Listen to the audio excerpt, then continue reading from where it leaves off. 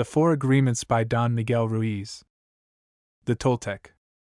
Thousands of years ago, the Toltec were known throughout southern Mexico as women and men of knowledge.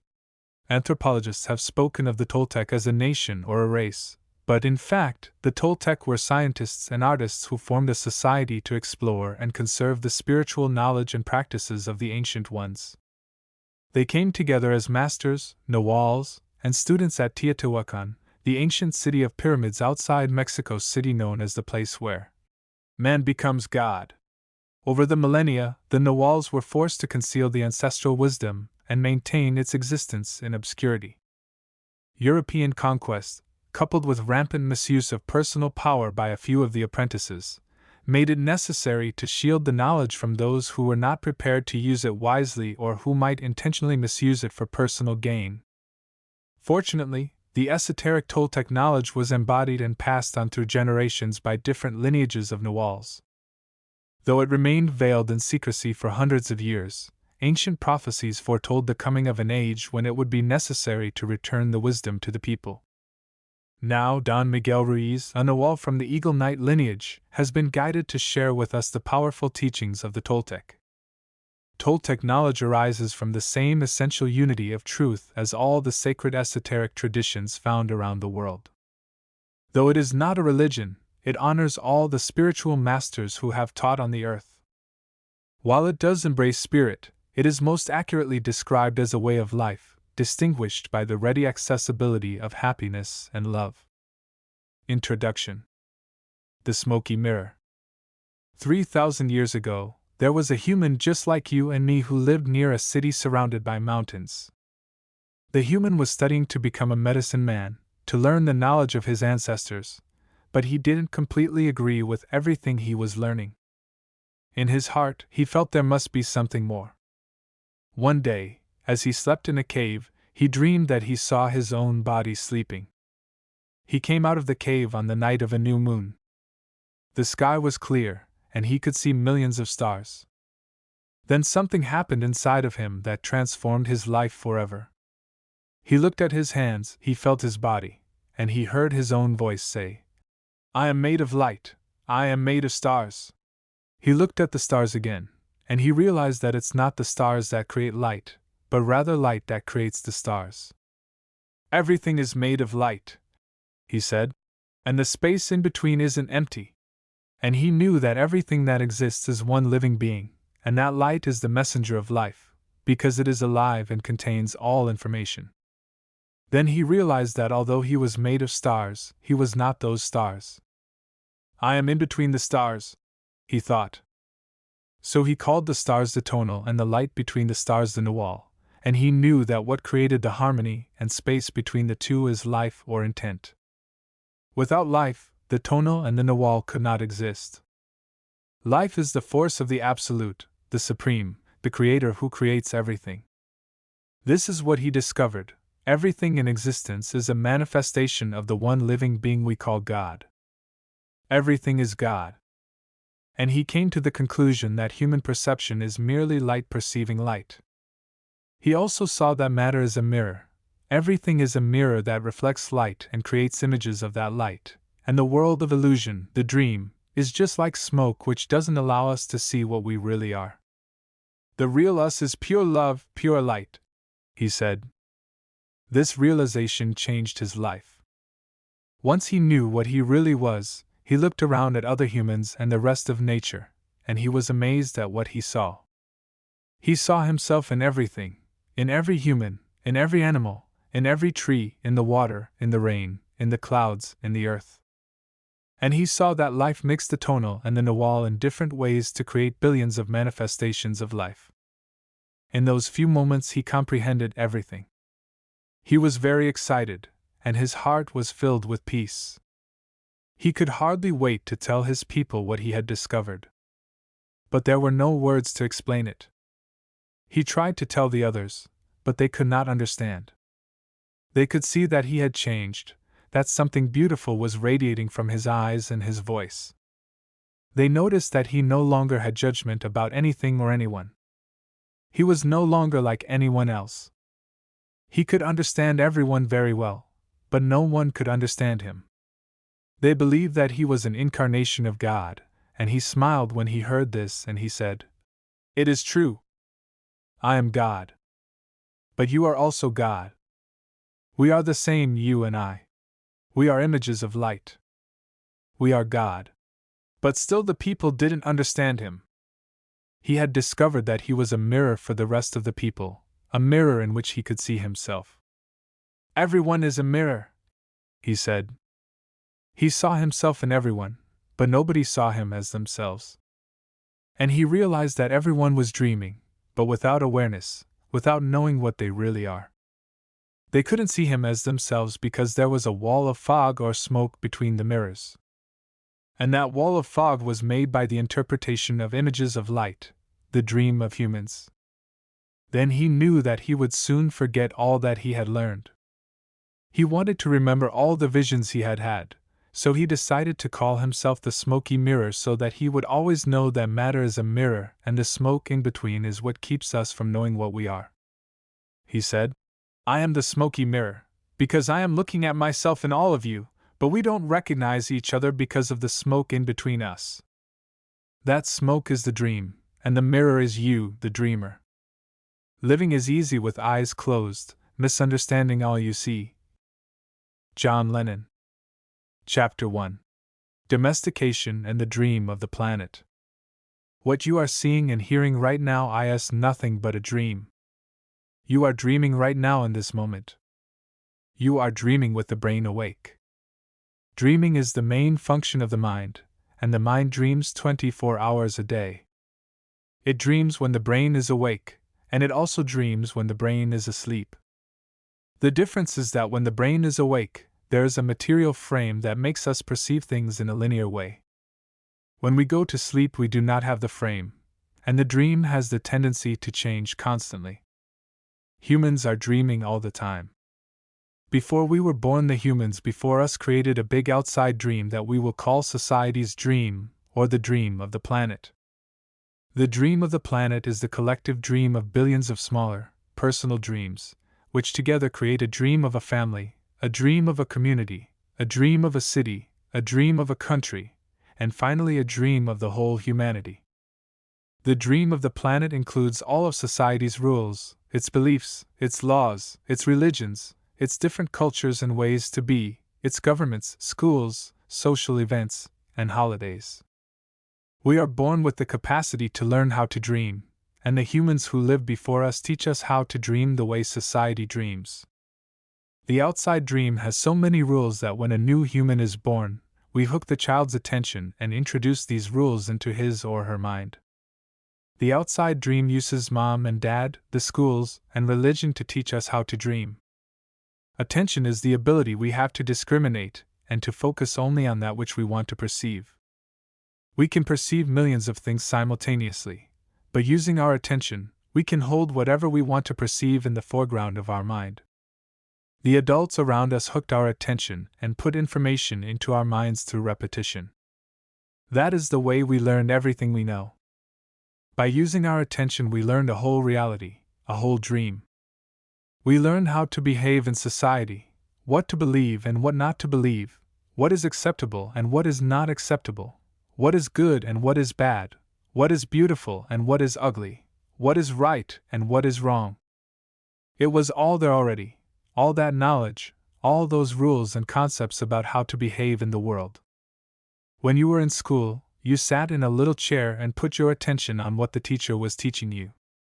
When you went to church, you put your attention on what the priest or minister was telling you. It is the same dynamic with mom and dad, brothers and sisters. They were all trying to hook your attention. We also learned to hook the attention of other humans, and we develop a need for attention which can become very competitive. Children compete for the attention of their parents, their teachers, their friends. Look at me! Look at what I'm doing! Hey, I'm here! The need for attention becomes very strong and continues into adulthood. The outside dream hooks our attention and teaches us what to believe, beginning with the language that we speak. Language is the code for understanding and communication between humans. Every letter, Every word in each language is an agreement. We call this a page in a book. The word page is an agreement that we understand. Once we understand the code, our attention is hooked and the energy is transferred from one person to another. It was not your choice to speak English. You didn't choose your religion or your moral values. They were already there before you were born. We never had the opportunity to choose what to believe or what not to believe. We never chose even the smallest of these agreements. We didn't even choose our own name. As children, we didn't have the opportunity to choose our beliefs, but we agreed with the information that was passed to us from the dream of the planet via other humans. The only way to store information is by agreement. The outside dream may hook our attention, but if we don't agree, we don't store that information. As soon as we agree, we believe it, and this is called faith. To have faith is to believe unconditionally. That's how we learn as children. Children believe everything adults say. We agree with them, and our faith is so strong that the belief system controls our whole dream of life. We didn't choose these beliefs, and we may have rebelled against them, but we were not strong enough to win the rebellion. The result is surrender to the beliefs with our agreement. I call this process the domestication of humans. And through this domestication we learn how to live and how to dream. In human domestication, the information from the outside dream is conveyed to the inside dream, creating our whole belief system. First, the child is taught the names of things: mom, dad, milk bottle. Day by day, at home, at school, at church, and from television, we are told how to live, what kind of behavior is acceptable. The outside dream teaches us how to be a human. We have a whole concept of what a woman is and what a man is. And we also learn to judge. We judge ourselves, judge other people, judge the neighbors. Children are domesticated the same way that we domesticate a dog, a cat, or any other animal. In order to teach a dog, we punish the dog, and we give it rewards. We train our children whom we love so much the same way that we train any domesticated animal, with a system of punishment and reward. We are told, "You're a good boy," or "You're a good girl," when we do what mom and dad want us to do. When we don't, we are a bad girl, or a bad boy. When we went against the rules, we were punished. When we went along with the rules, we got a reward. We were punished many times a day, and we were also rewarded many times a day. Soon we became afraid of being punished, and also afraid of not receiving the reward. The reward is the attention that we got from our parents or from other people like siblings, teachers, and friends. We soon develop a need to hook other people's attention in order to get the reward. The reward feels good, and we keep doing what others want us to do in order to get the reward. With that fear of being punished and that fear of not getting the reward, we start pretending to be what we are not, just to please others, just to be good enough for someone else. We try to please mom and dad, we try to please the teachers at school, we try to please the church, and so we start acting. We pretend to be what we are not because we are afraid of being rejected. The fear of being rejected becomes the fear of not being good enough. Eventually we become someone that we are not. We become a copy of mama's beliefs, daddy's beliefs, society's beliefs, and religion's beliefs. All our normal tendencies are lost in the process of domestication. And when we are old enough for our mind to understand, we learn the word no. The adults say, "Don't do this and don't do that." We rebel and say, "No!" We rebel because we are defending our freedom. We want to be ourselves, but we are very little, and the adults are big and strong. After a certain time we are afraid because we know that every time we do something wrong we are going to be punished. The domestication is so strong that at a certain point in our lives we no longer need anyone to domesticate us. We don't need mom or dad, the school or the church to domesticate us. We are so well trained that we are our own domesticator. We are an auto-domesticated animal. We can now domesticate ourselves according to the same belief system we were given, and using the same system of punishment and reward. We punish ourselves when we don't follow the rules according to our belief system. We reward ourselves when we are that good boy, or good girl. The belief system is like a book of law that rules our mind. Without question, whatever is in that book of law is our truth. We base all of our judgments according to the book of law, even if these judgments go against our own inner nature. Even moral laws like the 10 Commandments are programmed into our mind in the process of domestication. One by one, all these agreements go into the book of law, and these agreements rule our dream. There is something in our minds that judges everybody and everything, including the weather, the dog, the cat, everything. The inner judge uses what is in our book of law to judge everything we do and don't do, everything we think and don't think, and everything we feel and don't feel. Everything lives under the tyranny of this judge. Every time we do something that goes against the book of law, the judge says we are guilty, we need to be punished, we should be ashamed. This happens many times a day, day after day, for all the years of our lives. There is another part of us that receives the judgments, and this part is called the victim. The victim carries the blame, the guilt, and the shame.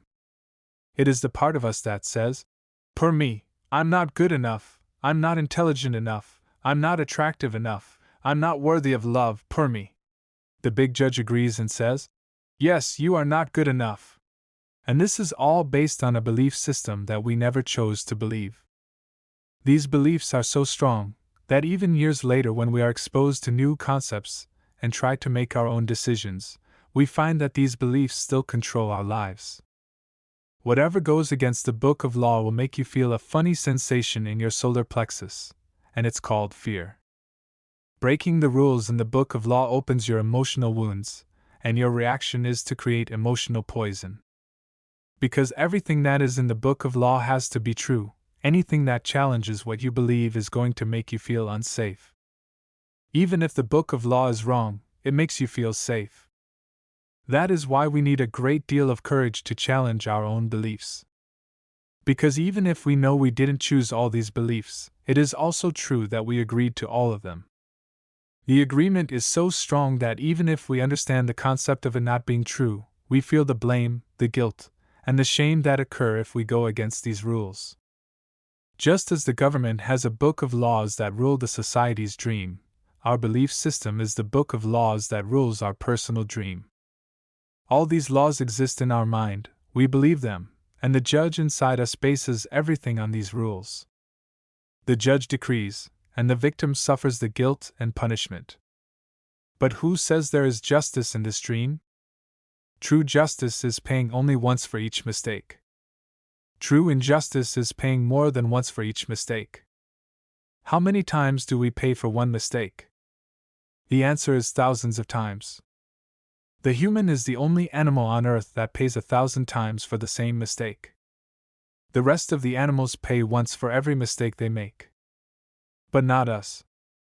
We have a powerful memory. We make a mistake, we judge ourselves, we find ourselves guilty, and we punish ourselves. If justice exists, then that was enough, we don't need to do it again.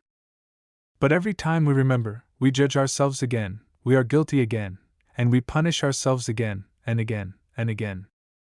If we have a wife or husband, he or she also reminds us of the mistake, so we can judge ourselves again, punish ourselves again, and find ourselves guilty again. Is this fair? How many times do we make our spouse, our children, or our parents pay for the same mistake? Every time we remember the mistake, we blame them again and send them all the emotional poison we feel at the injustice, and then we make them pay again for the same mistake. Is that justice? The judge in the mind is wrong because the belief system, the book of law, is wrong. The whole dream is based on false law. 95% of the beliefs we have stored in our minds are nothing but lies, and we suffer because we believe all these lies. In the dream of the planet, it is normal for humans to suffer, to live in fear, and to create emotional dramas. The outside dream is not a pleasant dream, it is a dream of violence, a dream of fear, a dream of war, a dream of injustice. The personal dream of humans will vary, but globally it is mostly a nightmare. If we look at human society, we see a place so difficult to live in because it is ruled by fear. Throughout the world, we see human suffering, anger, revenge, addictions, violence in the street, and tremendous injustice. It may exist at different levels in different countries around the world, but fear is controlling the outside dream. If we compare the dream of human society with the description of hell that religions all around the world have promulgated, we find they are exactly the same. Religions say that hell is a place of punishment, a place of fear, pain, and suffering, a place where the fire burns you. Fire is generated by emotions that come from fear. Whenever we feel the emotions of anger, jealousy, envy, or hate, we experience a fire burning within us. We are living in a dream of hell. If you consider hell as a state of mind, then hell is all around us. Others may warn us that if we don't do what they say we should do, we will go to hell. Bad news. We are already in hell, including the people who tell us that. No human can condemn another to hell because we are already there. Others can put us into a deeper hell, true. But only if we allow this to happen. Every human has his or her own personal dream, and just like the society dream, it is often ruled by fear. We learn to dream hell in our own life, in our personal dream. The same fears manifest in different ways for each person, of course, but we experience anger, jealousy, hate, envy, and other negative emotions. Our personal dream can also become an ongoing nightmare where we suffer and live in a state of fear. But we don't need to dream a nightmare. It is possible to enjoy a pleasant dream. All of humanity is searching for truth, justice, and beauty. We are on an eternal search for the truth because we only believe in the lies we have stored in our mind. We are searching for justice because in the belief system we have, there is no justice. We search for beauty because it doesn't matter how beautiful a person is, we don't believe that person has beauty. We keep searching and searching, when everything is already within us. There is no truth to find. Wherever we turn our heads, all we see is the truth, but with the agreements and beliefs we have stored in our mind, we have no eyes for this truth. We don't see the truth because we are blind. What blinds us are all those false beliefs we have in our mind. We have the need to be right and to make others wrong. We trust what we believe, and our beliefs set us up for suffering. It is as if we live in the middle of a fog that doesn't let us see any further than our own nose. We live in a fog that is not even real. This fog is a dream, your personal dream of life, what you believe, all the concepts you have about what you are, all the agreements you have made with others, with yourself, and even with God. Your whole mind is a fog which the Toltecs called a mitote, pronounced mihtety. Your mind is a dream where 1,000 people talk at the same time, and nobody understands each other. This is the condition of the human mind, a big mitote, and with that big mitote you cannot see what you really are. In India they call the mitote Maya, which means illusion. It is the personality's notion of I am. Everything you believe about yourself and the world, all the concepts and programming you have in your mind, are all the mitote. We cannot see who we truly are, we cannot see that we are not free. That is why humans resist life. To be alive is the biggest fear humans have. Death is not the biggest fear we have. Our biggest fear is taking the risk to be alive, the risk to be alive and express what we really are. Just being ourselves is the biggest fear of humans. We have learned to live our lives trying to satisfy other people's demands. We have learned to live by other people's points of view because of the fear of not being accepted and of not being good enough for someone else. During the process of domestication, we form an image of what perfection is in order to try to be good enough. We create an image of how we should be in order to be accepted by everybody. We especially try to please the ones who love us, like mom and dad, big brothers and sisters, the priests and the teacher. Trying to be good enough for them, we create an image of perfection, but we don't fit this image. We create this image, but this image is not real. We are never going to be perfect from this point of view. Never. not being perfect, we reject ourselves. And the level of self-rejection depends upon how effective the adults were in breaking our integrity. After domestication, it is no longer about being good enough for anybody else. We are not good enough for ourselves because we don't fit with our own image of perfection. We cannot forgive ourselves for not being what we wish to be, or rather what we believe we should be.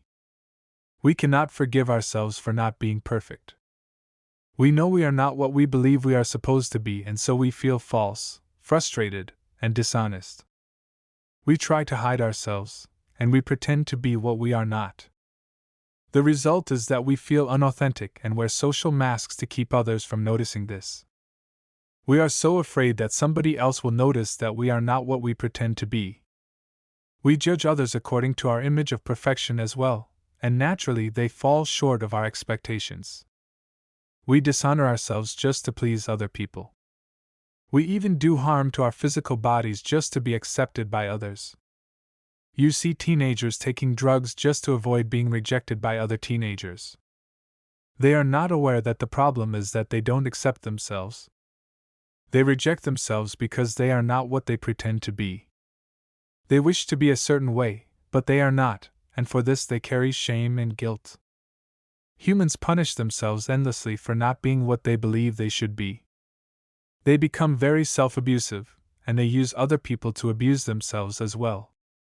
But nobody abuses us more than we abuse ourselves, and it is the judge, the victim, and the belief system that make us do this.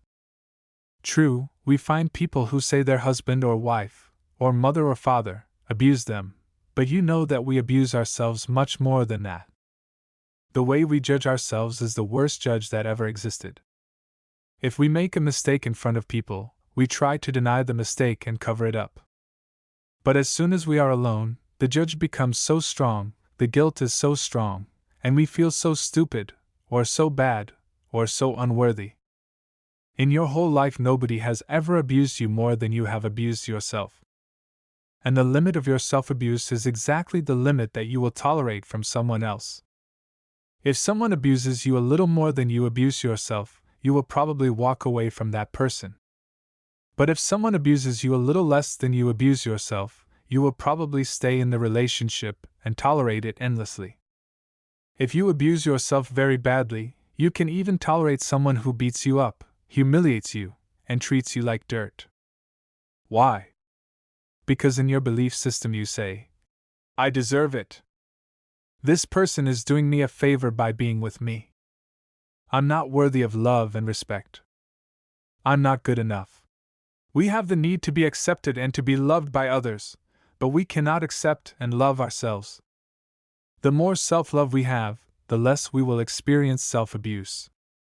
Self-abuse comes from self-rejection, and self-rejection comes from having an image of what it means to be perfect and never measuring up to that ideal. Our image of perfection is the reason we reject ourselves. It is why we don't accept ourselves the way we are, and why we don't accept others the way they are. Prelude to a New Dream.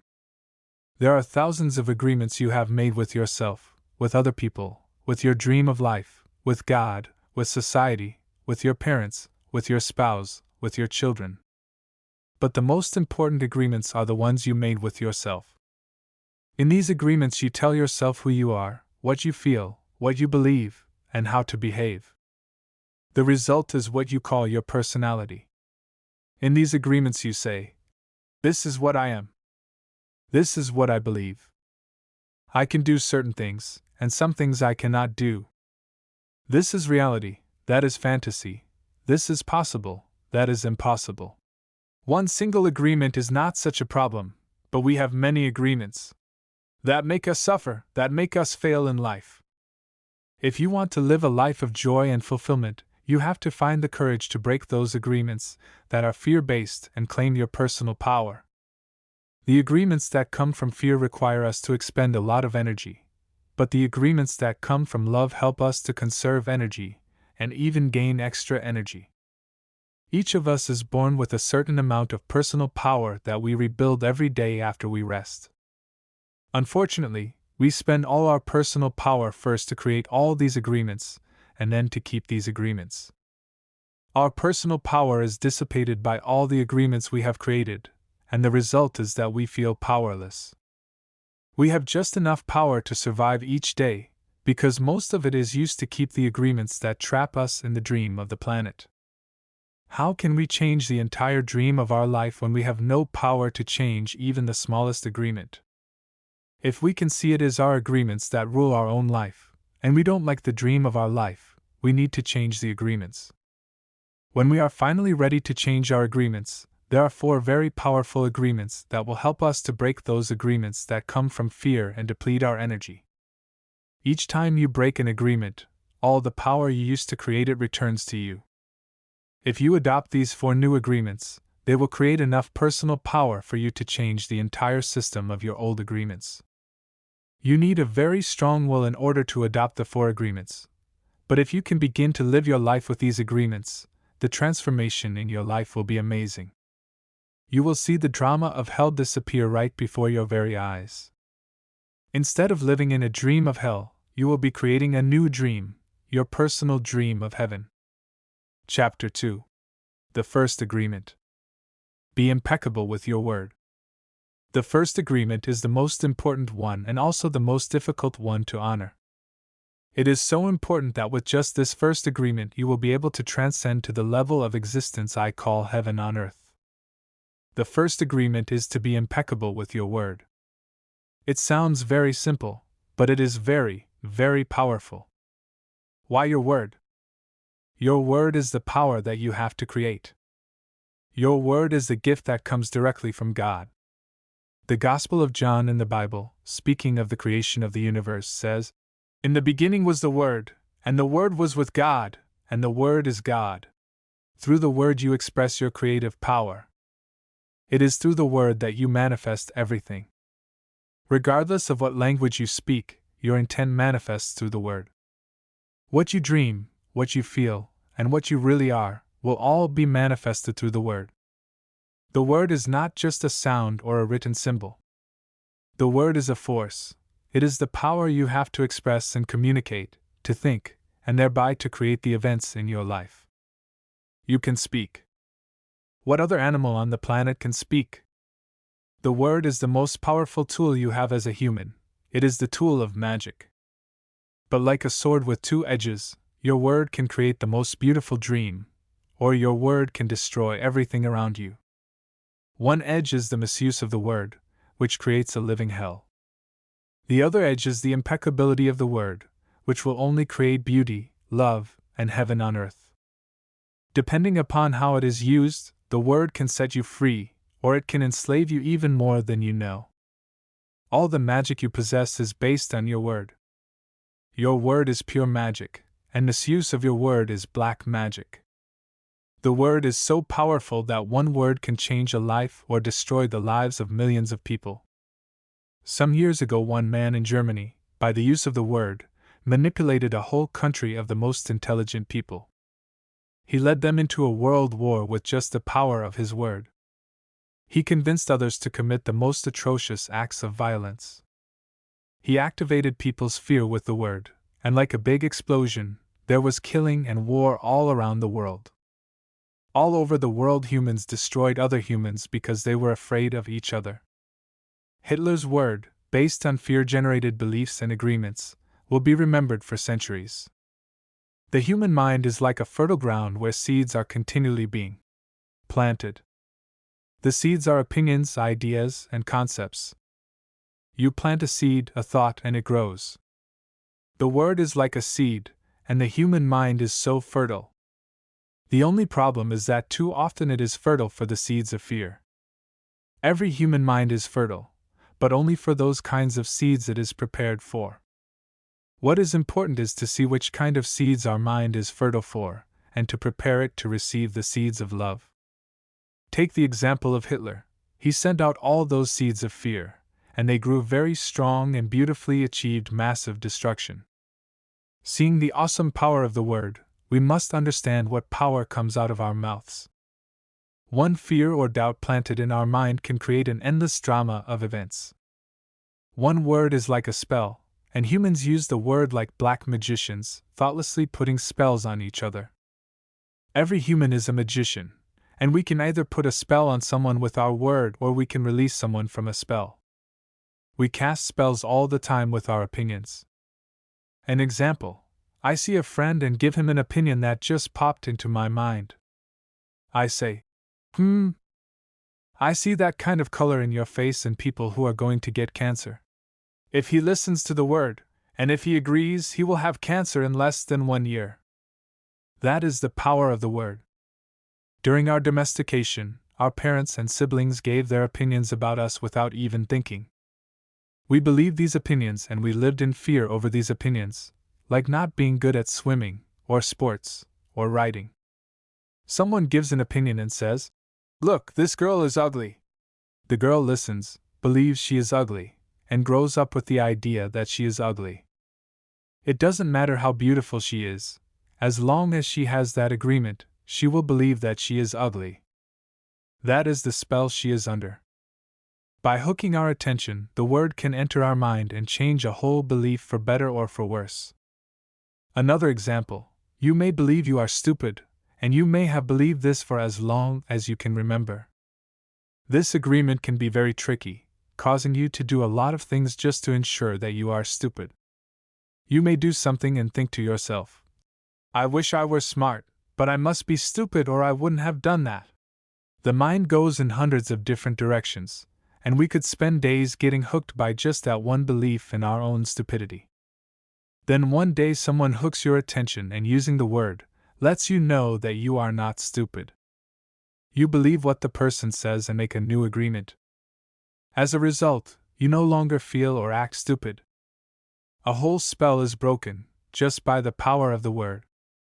Conversely, if you believe you are stupid, and someone hooks your attention and says, "Yes, you are really the most stupid person I have ever met," the agreement will be reinforced and become even stronger. Now let us see what the word impeccability means. Impeccability means without sin. Impeccable comes from the Latin peccatus, which means sin. The im in impeccable means without. So impeccable means without sin. Religions talk about sin and sinners, but let's understand what it really means to sin. A sin is anything that you do which goes against yourself. Everything you feel or believe or say that goes against yourself is a sin. You go against yourself when you judge or blame yourself for anything. Being without sin is exactly the opposite. Being impeccable is not going against yourself. When you are impeccable, you take responsibility for your actions, but you do not judge or blame yourself. From this point of view, the whole concept of sin changes from something moral or religious to something common sense. Sin begins with rejection of yourself. Self-rejection is the biggest sin that you commit. In religious terms, self-rejection is a mortal sin, which leads to death. Impeccability, on the other hand, leads to life. Being impeccable with your word is not using the word against yourself. If I see you in the street and I call you stupid, it appears that I'm using the word against you. But really I'm using my word against myself, because you're going to hate me for this, and your hating me is not good for me. Therefore, if I get angry and with my words send all that emotional poison to you, I'm using the word against myself. If I love myself, I will express that love in my interactions with you, and then I am being impeccable with the word, because that action will produce a like reaction. If I love you, then you will love me. If I insult you, you will insult me. If I have gratitude for you, you will have gratitude for me. If I'm selfish with you, you will be selfish with me. If I use the word to put a spell on you, you are going to put a spell on me. Being impeccable with your word is the correct use of your energy. It means to use your energy in the direction of truth and love for yourself. If you make an agreement with yourself to be impeccable with your word, just with that intention, the truth will manifest through you and clean all the emotional poison that exists within you. But making this agreement is difficult because we have learned to do precisely the opposite. We have learned to lie as a habit of our communication with others and, more importantly, with ourselves. We are not impeccable with the word. The power of the word is completely misused in hell. We use the word to curse, to blame, to find guilt, to destroy. Of course, we also use it in the right way, but not too often. Mostly we use the word to spread our personal poison, to express anger, jealousy, envy, and hate. The word is pure magic, the most powerful gift we have as humans, and we use it against ourselves. We plan revenge. We create chaos with the word. We use the word to create hate between different races, between different people, between families, between nations. We misuse the word so often, and this misuse is how we create and perpetuate the dream of hell. Misuse of the word is how we pull each other down and keep each other in a state of fear and doubt. Because the word is the magic that humans possess and misuse of the word is black magic, we are using black magic all the time without knowing that our word is magic at all. There was a woman, for example, who was intelligent and had a very good heart. She had a daughter whom she adored and loved very much. One night she came home from a very bad day at work, tired, full of emotional tension, and with a terrible headache. She wanted peace and quiet, but her daughter was singing and jumping happily. The daughter was unaware of how her mother was feeling. She was in her own world, in her own dream. She felt so wonderful, and she was jumping and singing louder and louder, expressing her joy and her love.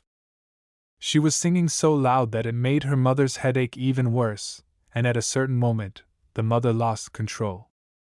Angrily, she looked at her beautiful little girl and said, "Shut up!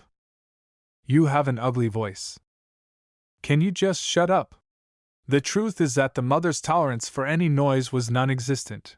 It was not that the little girl's voice was ugly. But the daughter believed what her mother said, and in that moment she made an agreement with herself. After that she no longer sang, because she believed her voice was ugly, and would bother anyone who heard it. She became shy at school, and if she was asked to sing, she refused. Even speaking to others became difficult for her. Everything changed in the little girl because of this new agreement. She believed she must repress her emotions in order to be accepted and loved. Whenever we hear an opinion and believe it, we make an agreement, and it becomes part of our belief system. This little girl grew up, and even though she had a beautiful voice, she never sang again. She developed a whole complex from one spell. This spell was cast upon her by the one who loved her the most, her own mother. Her mother didn't notice what she did with her word. She didn't notice that she used black magic and put a spell on her daughter. She didn't know the power of her word, and therefore she isn't to blame. She did what her own mother, father, and others had done to her in many ways. They misused the word. How many times do we do this with our own children? We give them these types of opinions, and our children carry that black magic for years and years. People who love us do black magic on us, but they don't know what they do. That is why we must forgive them. They don't know what they do. Another example, you awake in the morning feeling very happy. You feel so wonderful, you stay 1 or 2 hours in front of the mirror, making yourself beautiful. Well, one of your best friends says, "What has happened to you? You look so ugly. Look at the dress you are wearing, you look ridiculous." That's it, that is enough to put you all the way down in hell. Maybe this girlfriend just told you this to hurt you. And she did. She gave you an opinion with all the power of her word behind it. If you accept the opinion, it becomes an agreement now, and you put all your power into that opinion. That opinion becomes black magic. These types of spells are difficult to break. The only thing that can break a spell is to make a new agreement based on truth.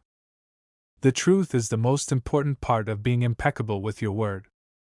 On one side of the sword are the lies which create black magic, and on the other side of the sword is the truth which has the power to break the spell of black magic. Only the truth will set us free. Looking at everyday human interactions, imagine how many times we cast spells on each other with our word. Over time, this interaction has become the worst form of black magic, and we call it gossip. Gossip is black magic at its very worst because it is pure poison. We learn how to gossip by agreement. When we were children, we heard the adults around us gossiping all the time, openly giving their opinions about other people. They even had opinions about people they didn't know. Emotional poison was transferred along with the opinions, and we learned this as the normal way to communicate. Gossiping has become the main form of communication in human society. It has become the way we feel close to each other, because it makes us feel better. To see someone else feel as badly as we do. There is an old expression that says, "Misery likes company," and people who are suffering in hell don't want to be all alone. Fear and suffering are an important part of the dream of the planet. They are how the dream of the planet keeps us down. Using the analogy of the human mind as a computer, gossip can be compared to a computer virus. A computer virus is a piece of computer language written in the same language all the other codes are written in, but with a harmful intent. This code is inserted into the program of your computer when you least expect it, and most of the time without your awareness. After this code has been introduced, your computer doesn't work quite right, or it doesn't function at all because the codes get so mixed up with so many conflicting messages that it stops producing good results. Human gossip works exactly the same way. For example, you are beginning a new class with a new teacher, and you have looked forward to it for a long time. On the first day of class, you run into someone who took the class before, who tells you, "Oh, that instructor was such a pompous jerk. He didn't know what he was talking about, and he was a pervert too, so watch out." You are immediately imprinted with the word and the emotional code the person had when saying this, but what you are not aware of is his or her motivation in telling you. This person could be angry for failing the class or simply making an assumption based on fears and prejudices. But because you have learned to ingest information like a child, some part of you believes the gossip, and you go on to the class. As the teacher speaks, you feel the poison come up inside you and you don't realize you see the teacher through the eyes of the person who gave you that gossip. Then you start talking to other people in the class about this, and they start to see the teacher in the same way, as a jerk and a pervert. You really hate the class, and soon you decide to drop out. You blame the teacher, but it is gossip that is to blame. All of this mess can be caused by one little computer virus. One little piece of misinformation can break down communication between people, causing every person it touches to become infected and contagious to others. Imagine that every single time others gossip to you, they insert a computer virus into your mind, causing you to think a little less clearly every time. Then imagine that in an effort to clean up your own confusion and get some relief from the poison, you gossip and spread these viruses to someone else. Now imagine this pattern going on in a never-ending chain between all the humans on Earth. The result is a world full of humans who can only read information through circuits that are clogged with a poisonous, contagious virus. Once again, this poisonous virus is what the Toltecs called the mitote, the chaos of 1,000 different voices all trying to talk at once in the mind. Even worse are the black magicians or computer hackers, who intentionally spread the virus. Think back to a time when you or someone you know was angry with someone else and desired revenge. In order to seek revenge, you said something to or about that person with the intention of spreading poison and making that person feel bad about him or herself. As children, we do this quite thoughtlessly, but as we grow older, we become much more calculated in our efforts to bring other people down. Then we lie to ourselves and say that person received a just punishment for their wrongdoing. When we see the world through a computer virus, it is easy to justify the cruelest behavior. What we don't see is that misuse of our word is putting us deeper into hell. For years we have received the gossip and spells from the words of others, but also from the way we use our word with ourselves. We talk to ourselves constantly, and most of the time we say things like, "Oh, I look fat, I look ugly. I'm getting old, I'm losing my hair. I'm stupid, I never understand anything. I will never be good enough, and I'm never going to be perfect." Do you see how we use the word against ourselves? We must begin to understand what the word is and what the word does.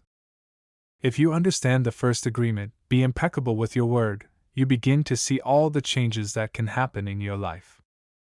Changes first in the way you deal with yourself, and later in the way you deal with other people, especially those you love the most. Consider how many times you have gossiped about the person you love the most to gain the support of others for your point of view. How many times have you hooked other people's attention and spread poison about your loved one in order to make your opinion right? Your opinion is nothing but your point of view. It is not necessarily true.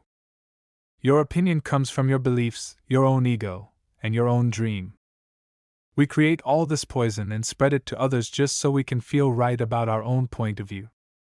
If we adopt the first agreement and become impeccable with our word, any emotional poison will eventually be cleaned from our mind and from our communication in our personal relationships, including with our pet dog or cat. Impeccability of the word will also give you immunity from anyone putting a negative spell on you. You will only receive a negative idea if your mind is fertile ground for that idea. When you become impeccable with your word, your mind is no longer fertile ground for words that come from black magic. Instead, it is fertile for the words that come from love. You can measure the impeccability of your word by your level of self-love. How much you love yourself and how you feel about yourself are directly proportionate to the quality and integrity of your word. When you are impeccable with your word, you feel good, you feel happy and at peace. You can transcend the dream of hell just by making the agreement to be impeccable with your word. Right now I am planting that seed in your mind. Whether or not the seed grows depends upon how fertile your mind is for the seeds of love. It is up to you to make this agreement with yourself. I am impeccable with my word. Nurture this seed, and as it grows in your mind, it will generate more seeds of love to replace the seeds of fear. This first agreement will change the kind of seeds your mind is fertile for. Be impeccable with your word. This is the first agreement that you should make if you want to be free, if you want to be happy, if you want to transcend the level of existence that is hell. It is very powerful.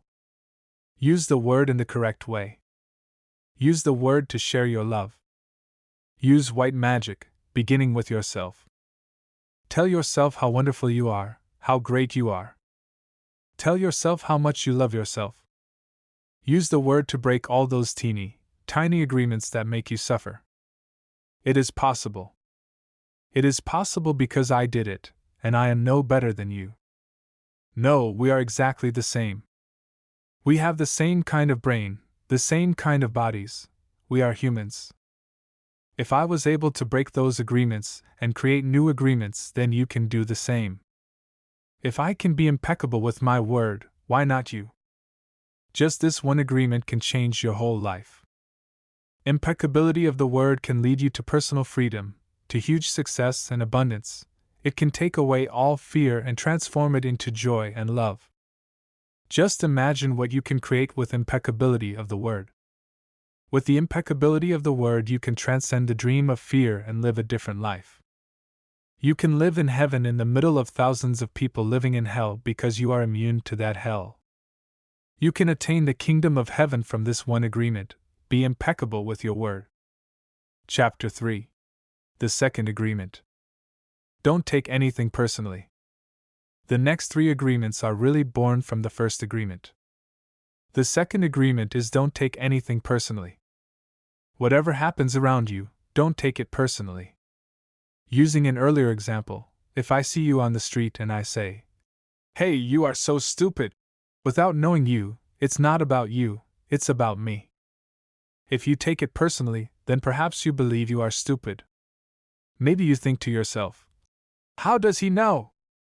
Is he clairvoyant, or can everybody see how stupid I am?" You take it personally because you agree with whatever was said. As soon as you agree, the poison goes through you, and you are trapped in the dream of hell. What causes you to be trapped is what we call personal importance. Personal importance, or taking things personally, is the maximum expression of selfishness because we make the assumption that everything is about me.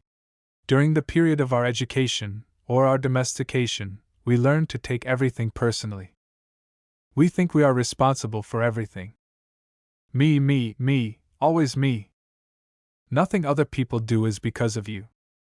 It is because of themselves. All people live in their own dream, in their own mind. They are in a completely different world from the one we live in. When we take something personally, we make the assumption that they know what is in our world, and we try to impose our world on their world. Even when a situation seems so personal, even if others insult you directly, it has nothing to do with you.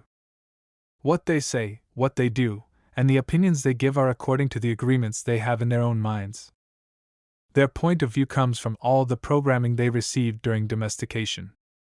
If someone gives you an opinion and says, "Hey, you look so fat," don't take it personally, because the truth is that this person is dealing with his or her own feelings, beliefs, and opinions. That person tried to send poison to you, and if you take it personally, then you take that poison and it becomes yours. Taking things personally makes you easy prey for these predators, the black magicians. They can hook you easily with one little opinion and feed you whatever poison they want, and because you take it personally, you eat it up. You eat all their emotional garbage, and now it becomes your garbage. But if you do not take it personally, you are immune in the middle of hell. Immunity to poison in the middle of hell is the gift of this agreement. When you take things personally, then you feel offended, and your reaction is to defend your beliefs and create conflicts. You make something big out of something so little, because you have the need to be right and make everybody else wrong. You also try hard to be right by giving them your own opinions. In the same way, whatever you feel and do is just a projection of your own personal dream, a reflection of your own agreements. What you say, what you do, and the opinions you have are according to the agreements you have made, and these opinions have nothing to do with me. It is not important to me what you think about me, and I don't take what you think personally. I don't take it personally when people say, "Miguel, you are the best," and I also don't take it personally when they say, "Miguel, you are the worst." I know that when you are happy you will tell me, "Miguel, you are such an angel." But when you are mad at me you will say, "Oh, Miguel, you are such a devil. You are so disgusting." How can you say those things? Either way, it does not affect me because I know what I am. I don't have the need to be accepted. I don't have the need to have someone tell me, "Miguel, you are doing so good," or, "How dare you do that?" No, I don't take it personally. Whatever you think, whatever you feel, I know is your problem and not my problem. It is the way you see the world. It is nothing personal, because you are dealing with yourself, not with me. Others are going to have their own opinion according to their belief system, so nothing they think about me is really about me, but it is about them. You may even tell me, "Miguel, what you are saying is hurting me." But it is not what I am saying that is hurting you. It is that you have wounds that I touch by what I have said. You are hurting yourself. There is no way that I can take this personally.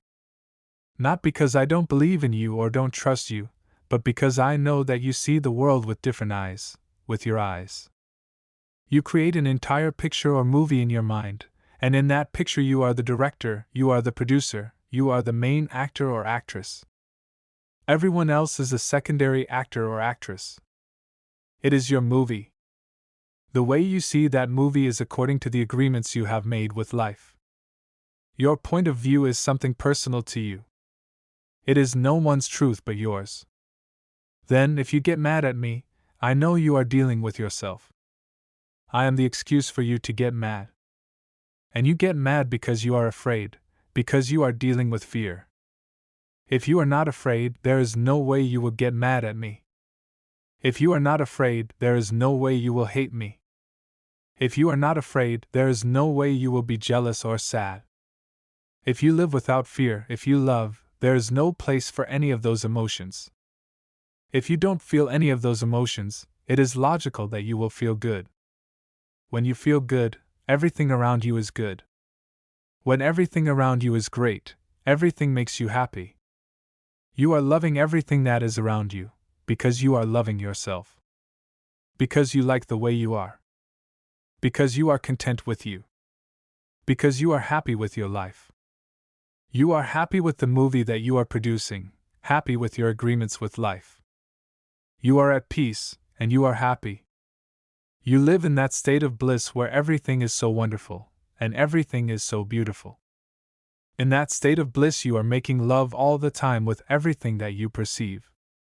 Whatever people do, feel, think, or say, don't take it personally. If they tell you how wonderful you are, they are not saying that because of you. You know you are wonderful.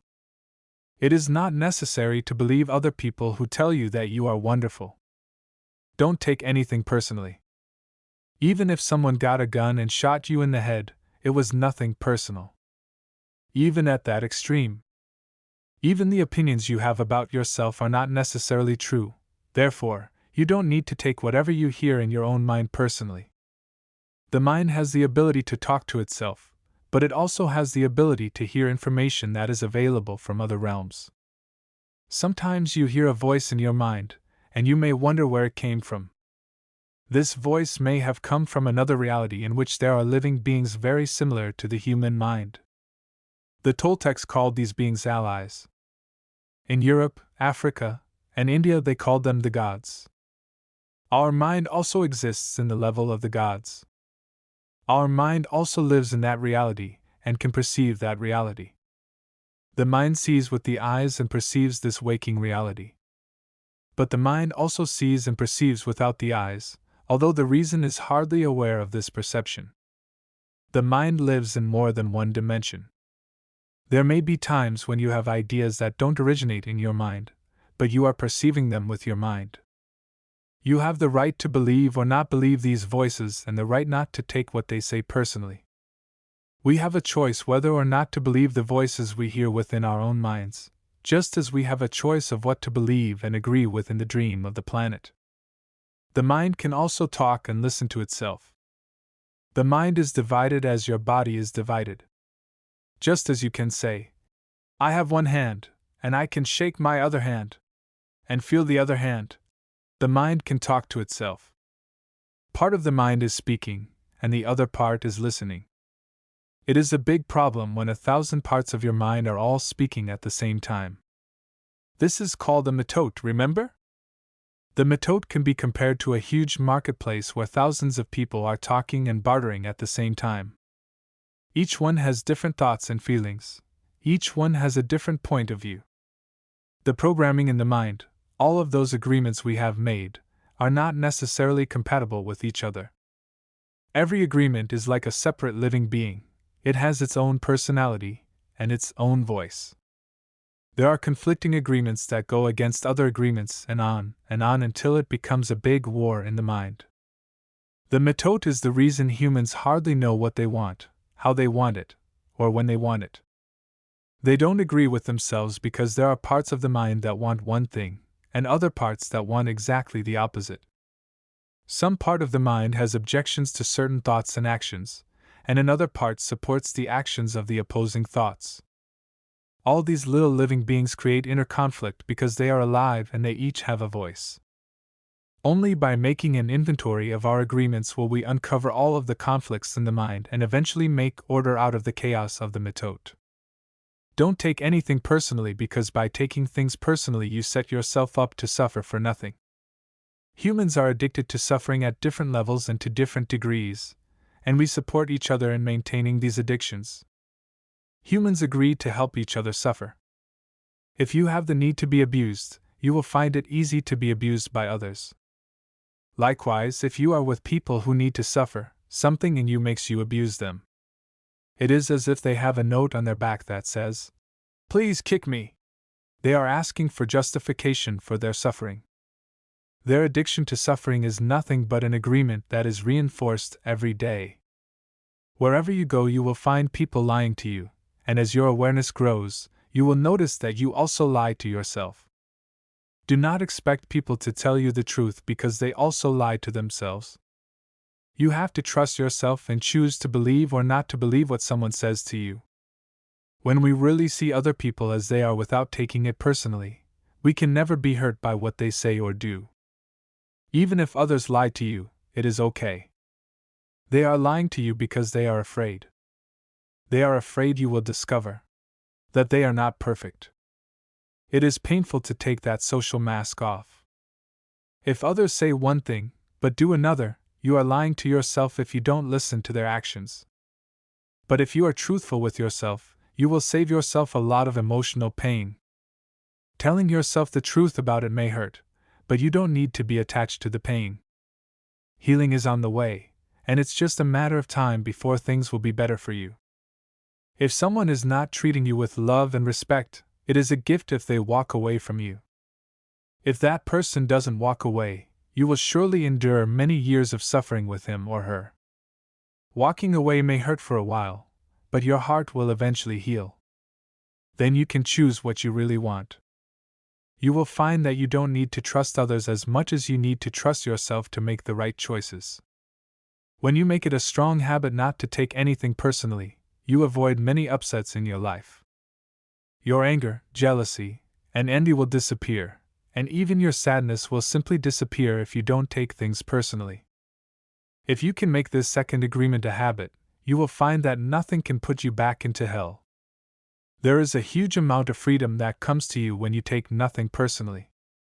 You become immune to black magicians, and no spell can affect you regardless of how strong it may be.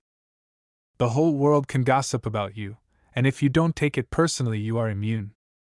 Someone can intentionally send emotional poison, and if you don't take it personally, you will not eat it. When you don't take the emotional poison, it becomes even worse in the sender, but not in you. You can see how important this agreement is. Taking nothing personally helps you to break many habits and routines that trap you in the dream of hell and cause needless suffering. Just by practicing this second agreement, you begin to break dozens of tiny agreements that cause you to suffer.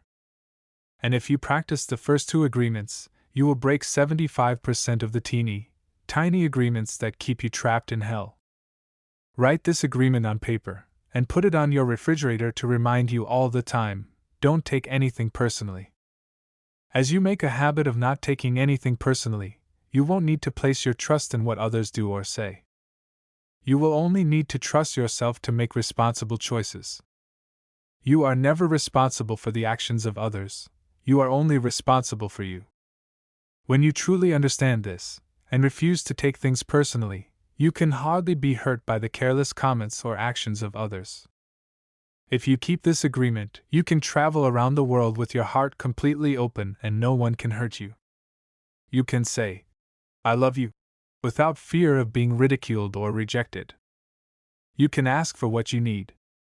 You can say yes or you can say no, whatever you choose, without guilt or self-judgment. You can choose to follow your heart always. Then you can be in the middle of hell and still experience inner peace and happiness. You can stay in your state of bliss, and hell will not affect you at all. Chapter 4. The Third Agreement. Don't make assumptions. The third agreement is don't make assumptions. We have the tendency to make assumptions about everything. The problem with making assumptions is that we believe they are the truth. We could swear they are real. We make assumptions about what others are doing or thinking, we take it personally, then we blame them and react by sending emotional poison with our word. That is why whenever we make assumptions, we're asking for problems. We make an assumption, we misunderstand, we take it personally, and we end up creating a whole big drama for nothing. All the sadness and drama you have lived in your life was rooted in making assumptions and taking things personally. Take a moment to consider the truth of this statement. The whole war of control between humans is about making assumptions and taking things personally. Our whole dream of hell is based on that. We create a lot of emotional poison just by making assumptions and taking it personally, because usually we start gossiping about our assumptions. Remember, gossiping is the way we communicate to each other in the dream of hell and transfer poison to one another. Because we are afraid to ask for clarification, we make assumptions and believe we are right about the assumptions. Then we defend our assumptions and try to make someone else wrong. It is always better to ask questions than to make an assumption, because assumptions set us up for suffering. The big method in the human mind creates a lot of chaos which causes us to misinterpret everything and misunderstand everything. We only see what we want to see, and hear what we want to hear. We don't perceive things the way they are. We have the habit of dreaming with no basis in reality. We literally dream things up in our imaginations. Because we don't understand something, we make an assumption about the meaning, and when the truth comes out, the bubble of our dream pops and we find out it was not what we thought it was at all. An example: you are walking in the mall, and you see a person you like. That person turns to you and smiles, and then walks away.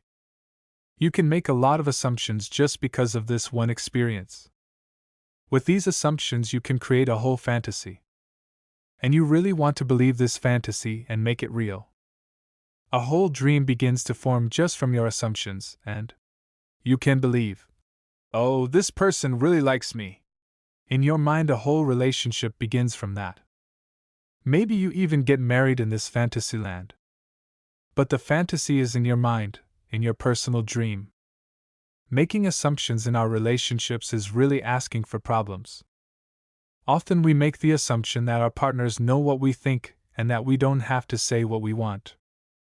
We assume they are going to do what we want, because they know us so well. If they don't do what we assume they should do, we feel so hurt and say, "You should have known." Another example: you decide to get married, and you make the assumption that your partner sees marriage the same way that you do.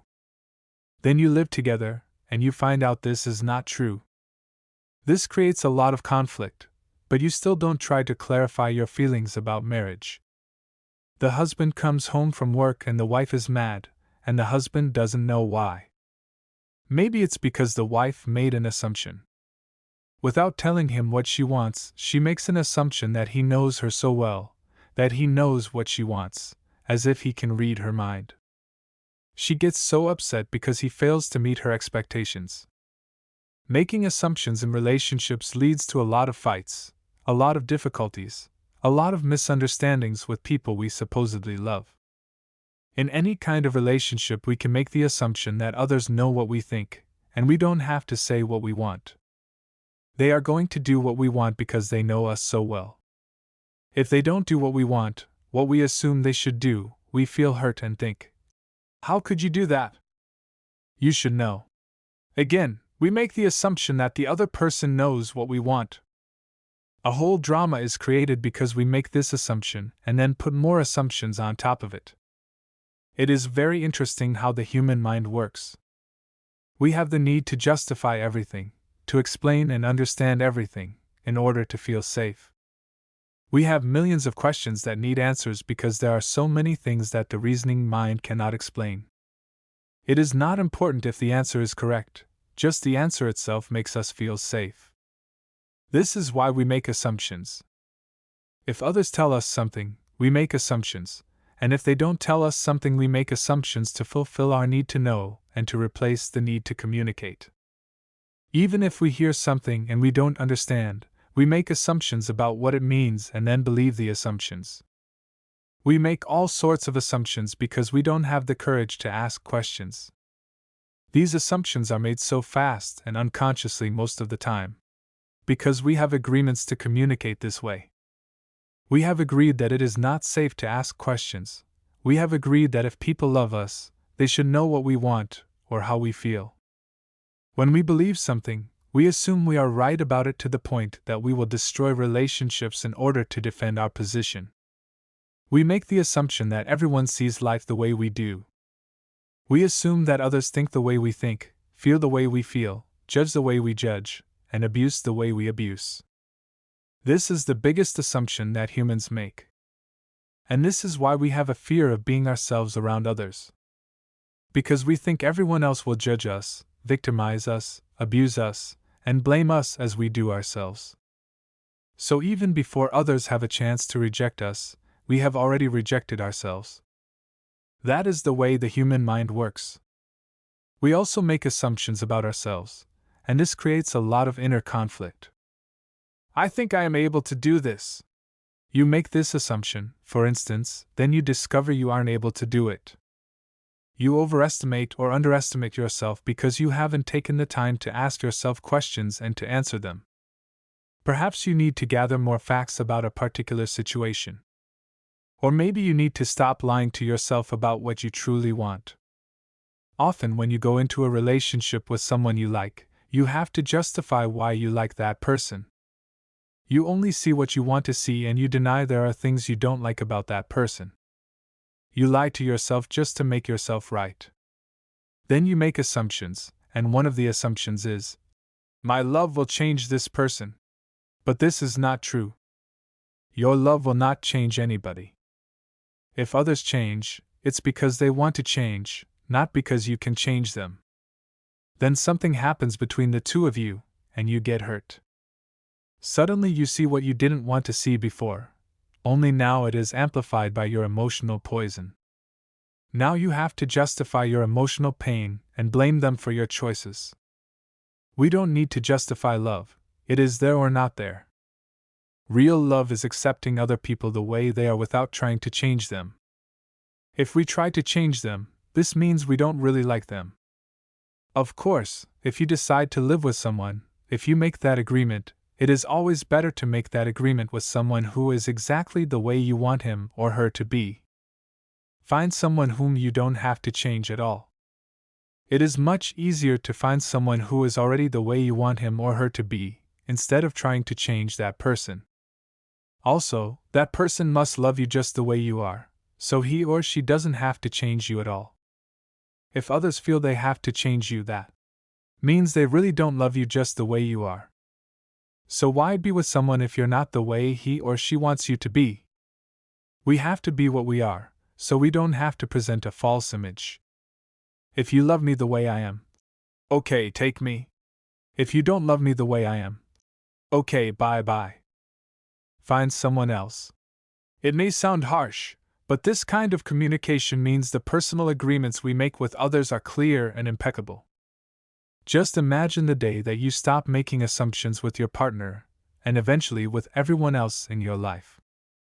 Your way of communicating will change completely, and your relationships will no longer suffer from conflicts created by mistaken assumptions. The way to keep yourself from making assumptions is to ask questions. Make sure the communication is clear. If you don't understand, ask. Have the courage to ask questions until you are clear as you can be, and even then do not assume you know all there is to know about a given situation. Once you hear the answer, you will not have to make assumptions because you will know the truth. Also, find your voice to ask for what you want. Everybody has the right to tell you no or yes, but you always have the right to ask. Likewise, everybody has the right to ask you, and you have the right to say yes or no. If you don't understand something, it is better for you to ask and be clear, instead of making an assumption. The day you stop making assumptions, you will communicate cleanly and clearly, free of emotional poison.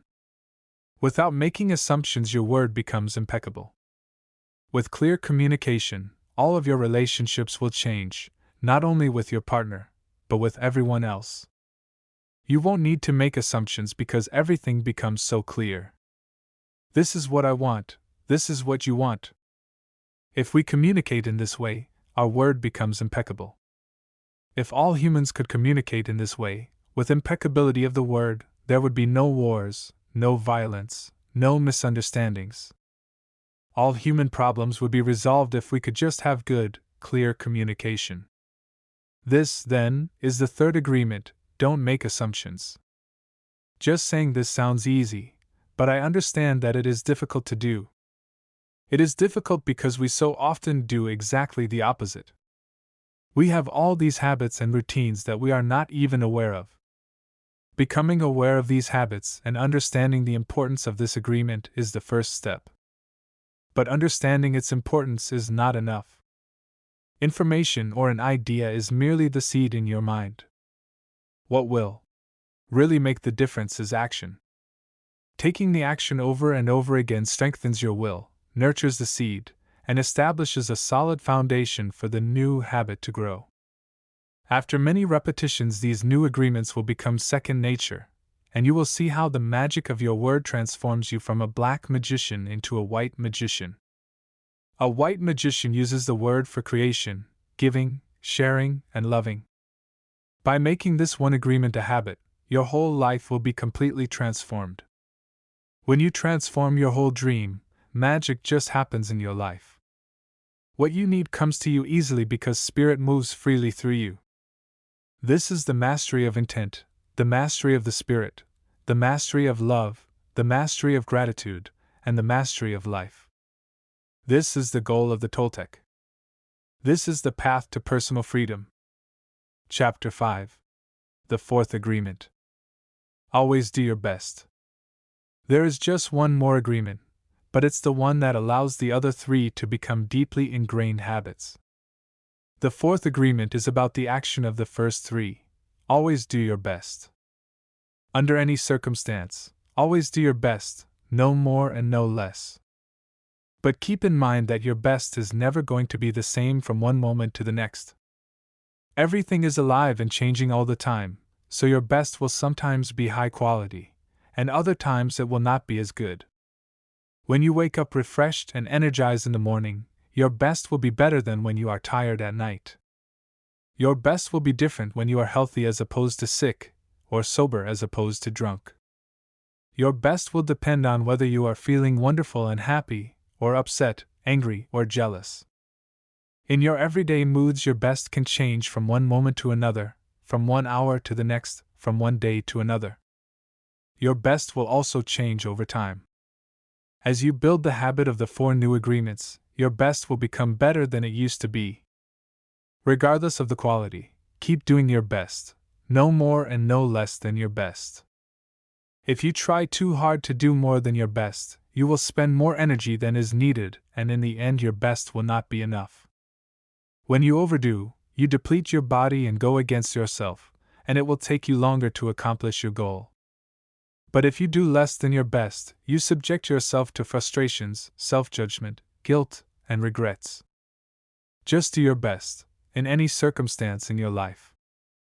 It doesn't matter if you are sick or tired, if you always do your best, there is no way you can judge yourself.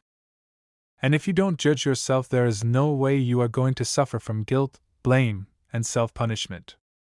By always doing your best, you will break a big spell that you have been under.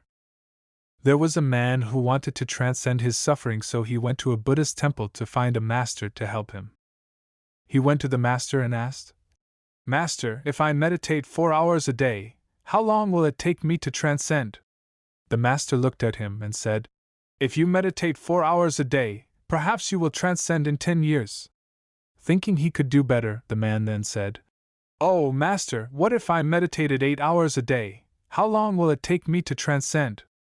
The master looked at him and said, "If you meditate 8 hours a day, perhaps you will transcend in 20 years. But why will it take me longer if I meditate more?" the man asked. The master replied, "You are not here to sacrifice your joy or your life. You are here to live, to be happy, and to love. If you can do your best in 2 hours of meditation, but you spend 8 hours instead, you will only grow tired, miss the point, and you won't enjoy your life. Do your best, and perhaps you will learn that no matter how long you meditate, you can live, love, and be happy. Doing your best, you are going to live your life intensely. You are going to be productive, you are going to be good to yourself, because you will be giving yourself to your family, to your community, to everything. But it is the action that is going to make you feel intensely happy. When you always do your best, you take action. Doing your best is taking the action because you love it, not because you're expecting a reward.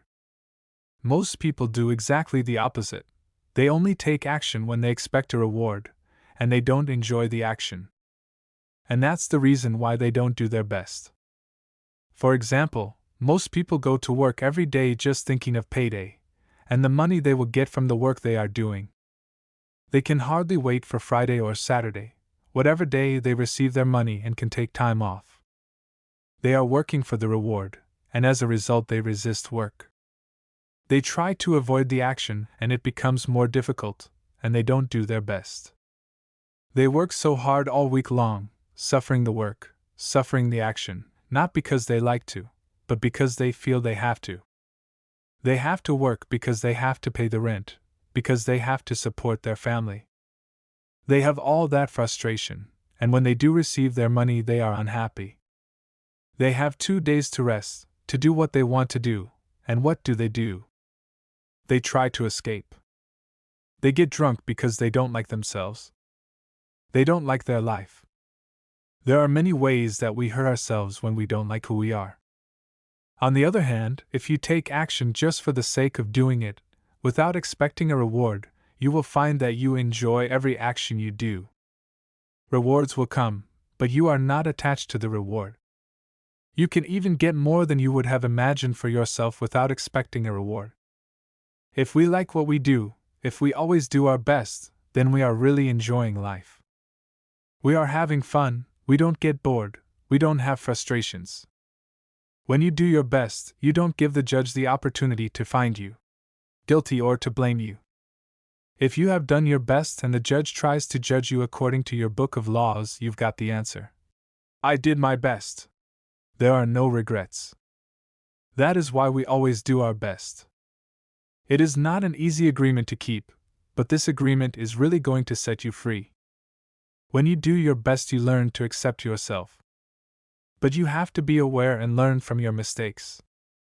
Learning from your mistakes means you practice, look honestly at the results, and keep practicing. This increases your awareness. Doing your best really doesn't feel like work because you enjoy whatever you are doing. You know you're doing your best when you are enjoying the action or doing it in a way that will not have negative repercussions for you. You do your best because you want to do it, not because you have to do it, not because you are trying to please the judge, and not because you are trying to please other people. If you take action because you have to, then there is no way you are going to do your best. Then it is better not to do it.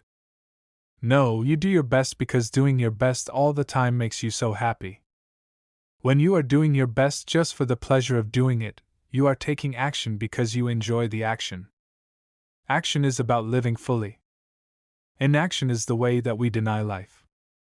Inaction is sitting in front of the television every day for years because you are afraid to be alive and to take the risk of expressing what you are. Expressing what you are is taking action. You can have many great ideas in your head, but what makes the difference is the action. Without action upon an idea, there will be no manifestation, no results, and no reward. A good example of this comes from the story about Forrest Gump. He didn't have great ideas, but he took action. He was happy because he always did his best at whatever he did. He was richly rewarded without expecting any reward at all. Taking action is being alive. It's taking the risk to go out and express your dream. This is different than imposing your dream on someone else, because everyone has the right to express his or her dream. Doing your best is a great habit to have. I do my best in everything I do and feel. Doing my best has become a ritual in my life because I made the choice to make it a ritual. It's a belief like any other belief that I choose. I make everything a ritual, and I always do my best. Taking a shower is a ritual for me, and with that action I tell my body how much I love it. I feel and enjoy the water on my body.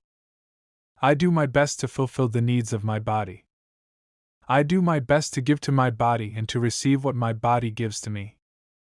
In India they perform a ritual called puja. In this ritual, they take idols that represent God in many different forms and bathe them, feed them, and give their love to them. They even chant mantras to these idols. The idol itself is not important. What is important is the way they perform the ritual, the way they say, I love you, God. God is life. God is life in action. The best way to say, I love you, God, is to live your life doing your best. The best way to say, thank you, God, is by letting go of the past and living in the present moment, right here and now. Whatever life takes away from you, let it go. When you surrender and let go of the past, you allow yourself to be fully alive in the moment.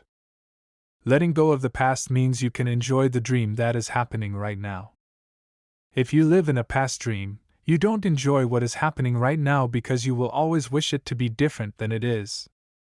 There is no time to miss anyone or anything because you are alive. Not enjoying what is happening right now is living in the past and being only half alive.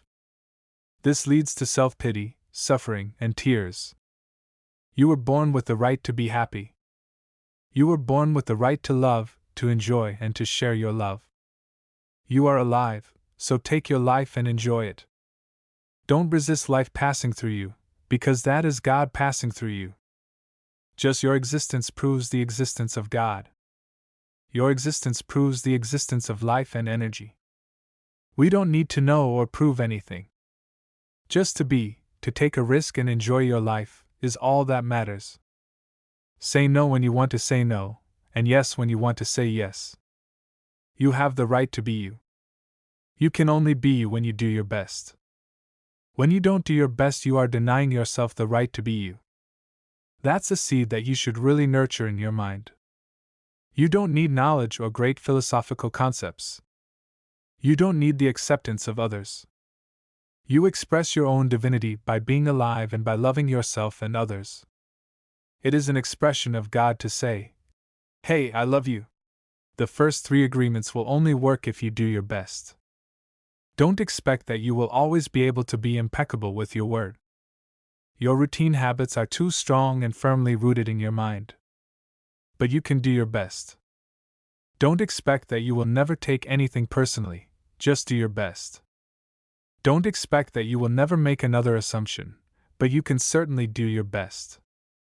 By doing your best, the habits of misusing your word, taking things personally, and making assumptions will become weaker and less frequent with time. You don't need to judge yourself, feel guilty, or punish yourself if you cannot keep these agreements. If you're doing your best, you will feel good about yourself even if you still make assumptions, still take things personally, and still are not impeccable with your word. If you do your best always, over and over again, you will become a master of transformation. Practice makes the master. By doing your best, you become a master. Everything you have ever learned, you learn through repetition. You learn to write, to drive, and even to walk by repetition. You are a master of speaking your language because you practiced.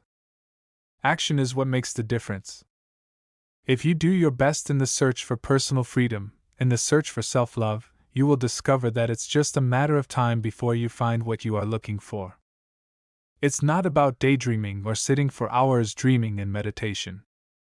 You have to stand up and be a human. You have to honor the man or woman that you are. Respect your body, enjoy your body, love your body, feed, clean, and heal your body. Exercise and do what makes your body feel good. This is a puja to your body, and that is a communion between you and God. You don't need to worship idols of the Virgin Mary, the Christ, or the Buddha. You can if you want to. If it feels good, do it. Your own body is a manifestation of God, and if you honor your body, everything will change for you. When you practice giving love to every part of your body, you plant seeds of love in your mind, and when they grow, you will love, honor, and respect your body immensely. Every action then becomes a ritual in which you are honoring God. After that, the next step is honoring God with every thought, every emotion, every belief, even what is right or wrong. Every thought becomes a communion with God, and you will live a dream without judgments, victimization, and free of the need to gossip and abuse yourself. When you honor these 4 agreements together, there is no way that you will live in hell. There is no way.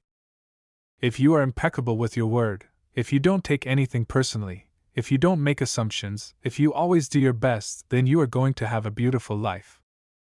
You are going to control your life 100%.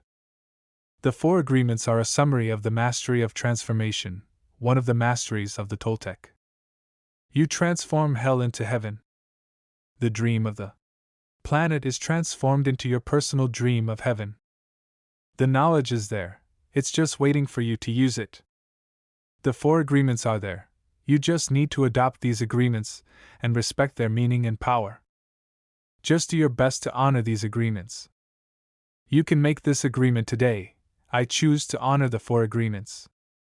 It's so simple and logical that even a child can understand them. But you must have a very strong will to keep these agreements. Why? Because wherever we go, we find that our path is full of obstacles.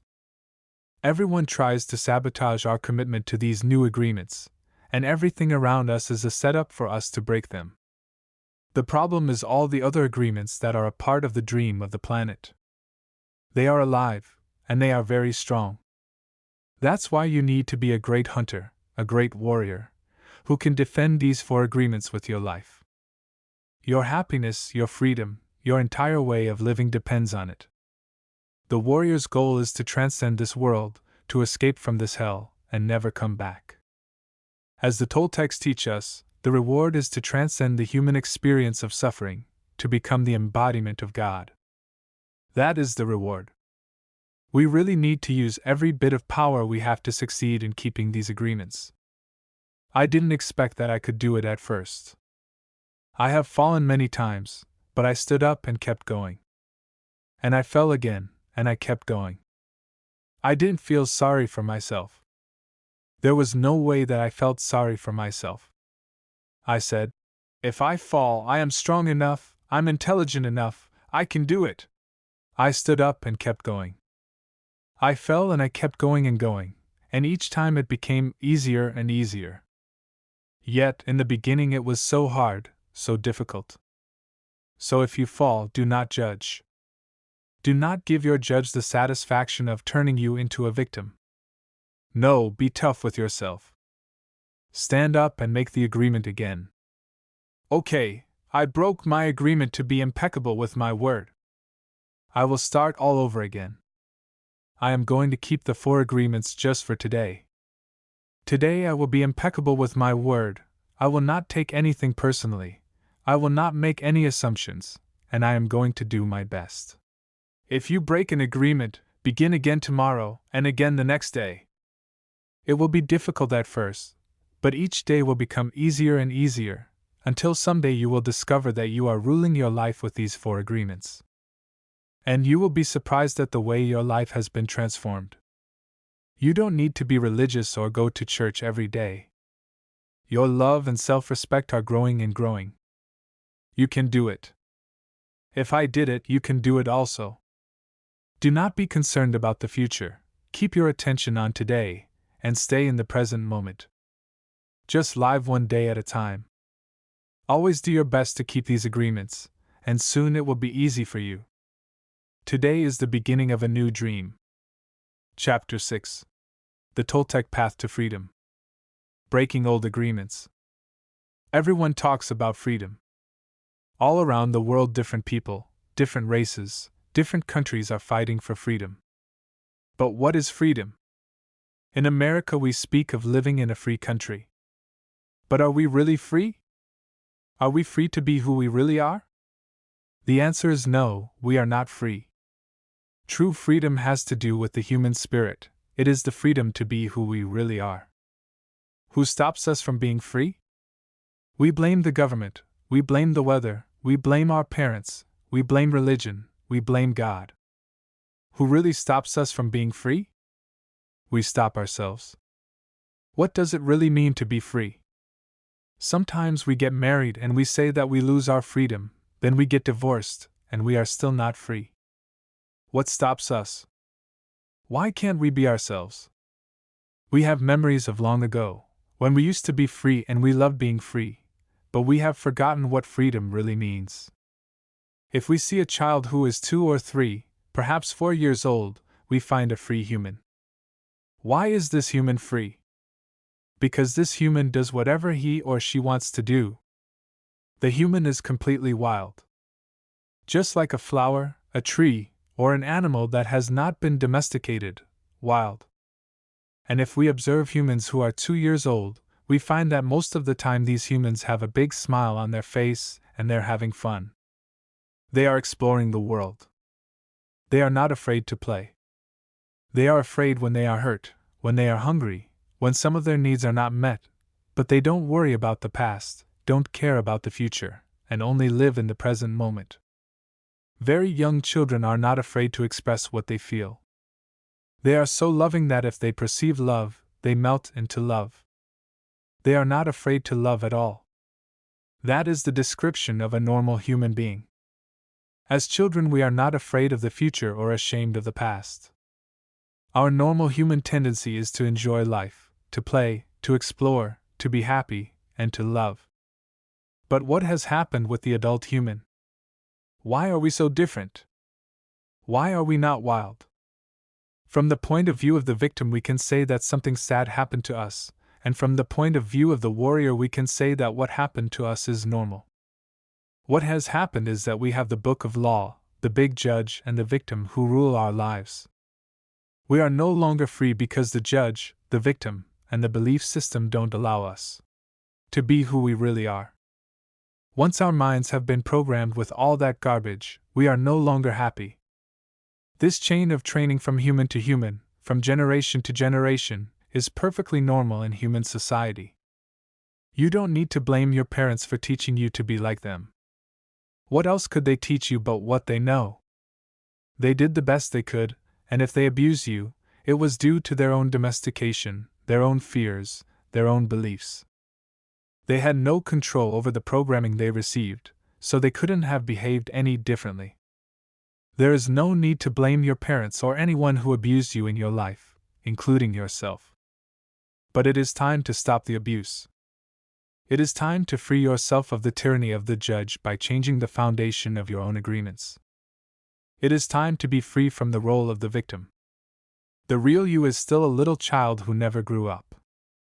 Sometimes that little child comes out when you are having fun or playing, when you feel happy, when you are painting, or writing poetry, or playing the piano, or expressing yourself in some way. These are the happiest moments of your life, when the real you comes out, when you don't care about the past, and you don't worry about the future. You are childlike. But there is something that changes all that. We call them responsibilities. The judge says, "Wait a second, you are responsible, you have things to do, you have to work, you have to go to school, you have to earn a living." All these responsibilities come to mind.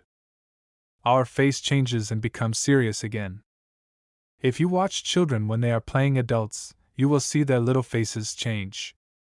Let's pretend I'm a lawyer. And right away their faces change. The adult face takes over. We go to court, and that is the face we see, and that is what we are.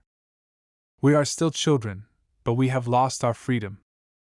The freedom we are looking for is the freedom to be ourselves, to express ourselves. But if we look at our lives, we will see that most of the time we do things just to please others, just to be accepted by others, rather than living our lives to please ourselves. That is what has happened to our freedom. And we see in our society and all the societies around the world that for every 1,000 people, 999 are completely domesticated. The worst part is that most of us are not even aware that we are not free. There is something inside that whispers to us that we are not free, but we do not understand what it is and why we are not free. The problem with most people is that they live their lives and never discover that the judge and the victim rule their mind, and therefore they don't have a chance to be free. The first step toward personal freedom is awareness. We need to be aware that we are not free in order to be free. We need to be aware of what the problem is in order to solve the problem. Awareness is always the first step because if you are not aware, there is nothing you can change.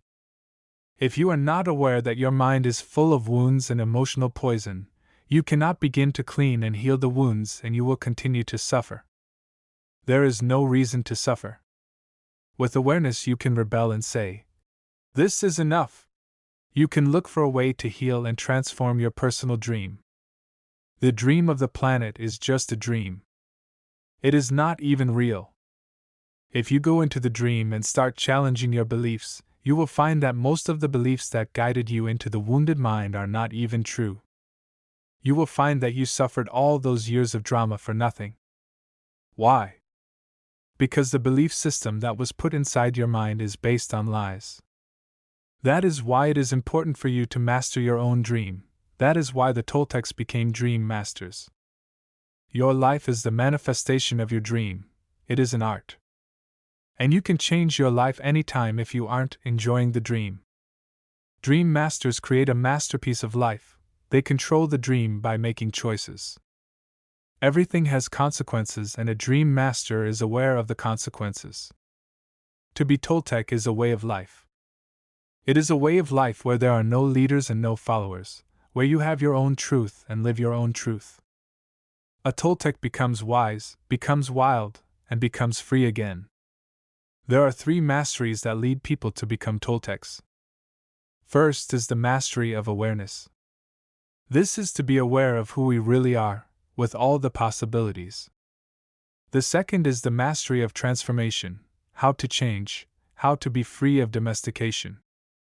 The third is the mastery of intent. Intent from the Toltec point of view is that part of life that makes transformation of energy possible. It is the one living being that seamlessly encompasses all energy, or what we call God. Intent is life itself, it is unconditional love. The mastery of intent is therefore the mastery of love. When we talk about the Toltec path to freedom, we find that they have an entire map for breaking free of domestication. They compare the judge, the victim, and the belief system to a parasite that invades the human mind. From the Toltec point of view, all humans who are domesticated are sick. They are sick because there is a parasite that controls the mind and controls the brain. The food for the parasite is the negative emotions that come from fear. If we look at the description of a parasite, we find that a parasite is a living being who lives off of other living beings, sucking their energy without any useful contribution in return, and hurting their host little by little. The judge, the victim, and the belief system fit this description very well. Together they comprise a living being made of psychic or emotional energy, and that energy is alive. Of course, it is not material energy, but neither are emotions material energy. Our dreams are not material energy either, but we know they exist. One function of the brain is to transform material energy into emotional energy. Our brain is the factory of the emotions. And we have said that the main function of the mind is to dream. The Toltecs believe that the parasite, the judge, the victim, and the belief system has control of your mind. It controls your personal dream. The parasite dreams through your mind and lives its life through your body. It survives on the emotions that come from fear, and thrives on drama and suffering. The freedom we seek is to use our own mind and body, to live our own life, instead of the life of the belief system. When we discover that the mind is controlled by the judge and the victim and the real, us, is in the corner, we have just 2 choices. One choice is to keep living the way we are, to surrender to the judge and the victim, to keep living in the dream of the planet. The second choice is to do what we do as children when parents try to domesticate us. We can rebel and say, "No!" We can declare a war against the parasite, a war against the judge and the victim, a war for our independence, a war for the right to use our own mind and our own brain. That is why in all the shamanic traditions in America, from Canada to Argentina, people call themselves warriors, because they are in a war against the parasite in the mind. That is the real meaning of a warrior. The warrior is one who rebels against the invasion of the parasite. The warrior rebels and declares a war. But to be a warrior doesn't mean we always win the war. We may win or we may lose, but we always do our best and at least we have a chance to be free again.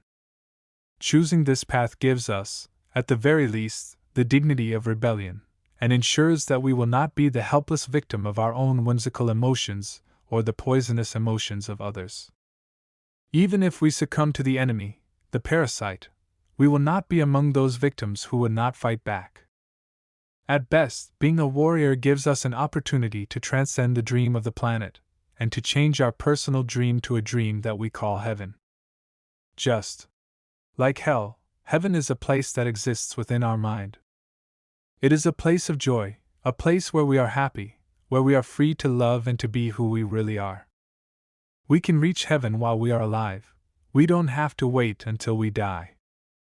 God is always present and the kingdom of heaven is everywhere, but first we need to have the eyes and ears to see and hear that truth. We need to be free of the parasite. The parasite can be compared to a monster with 1,000 heads. Every head of the parasite is one of the fears that we have. If we want to be free, we have to destroy the parasite. One solution is to attack the parasite head by head, which means we face each of our fears, one by one. This is a slow process, but it works. Every time we face one of the fears, we are a little more free. A second approach is to stop feeding the parasite. If we don't give the parasite any food, we kill the parasite by starvation. To do this, we have to gain control of our emotions. We have to refrain from fueling the emotions that come from fear. This is easy to say, but it is very difficult to do. It is difficult because the judge and the victim control our mind. A third solution is called the initiation of the dead. The initiation of the dead is found in many traditions and esoteric schools around the world. We find it in Egypt, India, Greece, and America. This is a symbolic death which kills the parasite without harming our physical body. When we die, symbolically the parasite has to die. This is faster than the first two solutions, but it is even more difficult to do. We need a great deal of courage to face the angel of death. We need to be very strong. Let's take a closer look at each of these solutions. The art of transformation. The dream of the second attention. We have learned that the dream you are living now is the result of the outside dream hooking your attention and feeding you all of your beliefs. The process of domestication can be called the dream of the first attention because it was how your attention was used for the first time to create the first dream of your life. One way to change your beliefs is to focus your attention on all those agreements and beliefs, and change the agreements with yourself. In doing this, you are using your attention for the second time, thus creating the dream of the second attention, or the new dream. The difference is that you are no longer innocent. When you were a child, this was not true, you didn't have a choice. But you are no longer a child. Now it's up to you to choose what to believe and what not to believe. You can choose to believe in anything, and that includes believing in yourself. The first step is to become aware of the fog that is in your mind. You must become aware that you are dreaming all the time. Only with awareness do you have the possibility of transforming your dream.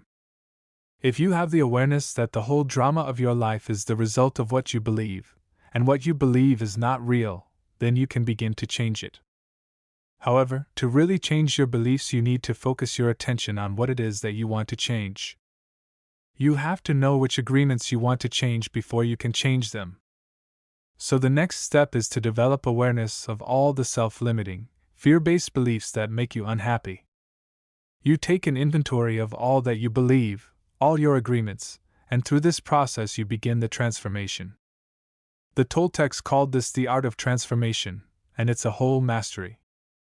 You achieve the mastery of transformation by changing the fear-based agreements that make you suffer, and reprogramming your own mind, in your own way.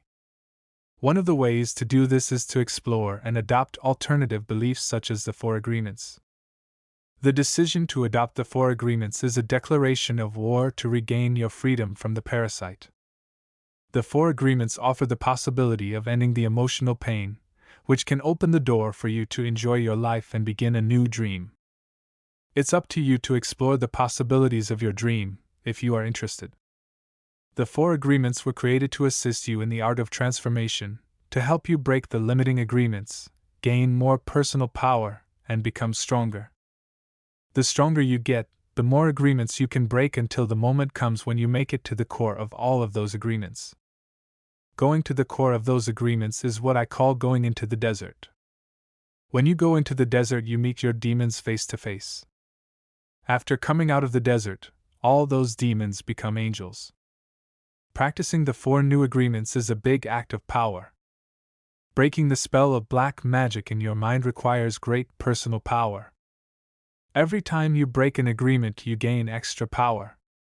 You start by breaking agreements that are very small and require less power. As those smaller agreements are broken, your personal power will increase until you reach a point when you can finally face the big demons in your mind. For example, the little girl who was told not to sing is now 20 years old, and she still does not sing. One way she can overcome the belief that her voice is ugly is to say, "Okay, I will try to sing, even if I do sing badly." Then she can pretend that someone is clapping and telling her, "Oh, That was beautiful. This may break the agreement a teeny, tiny bit, but it will still be there. However, now she has a little more power and courage to try again and again until finally she breaks the agreement. That's one way out of the dream of hell. But for every agreement you break that makes you suffer, you will need to replace it with a new agreement that makes you happy. This will keep the old agreement from coming back. If you occupy the same space with a new agreement, then the old agreement is gone forever and in its place is the new agreement. There are many strong beliefs in the mind that can make this process look hopeless. This is why you need to go step by step and be patient with yourself, because this is a slow process. The way you are living now is the result of many years of domestication. You cannot expect to break the domestication in one day.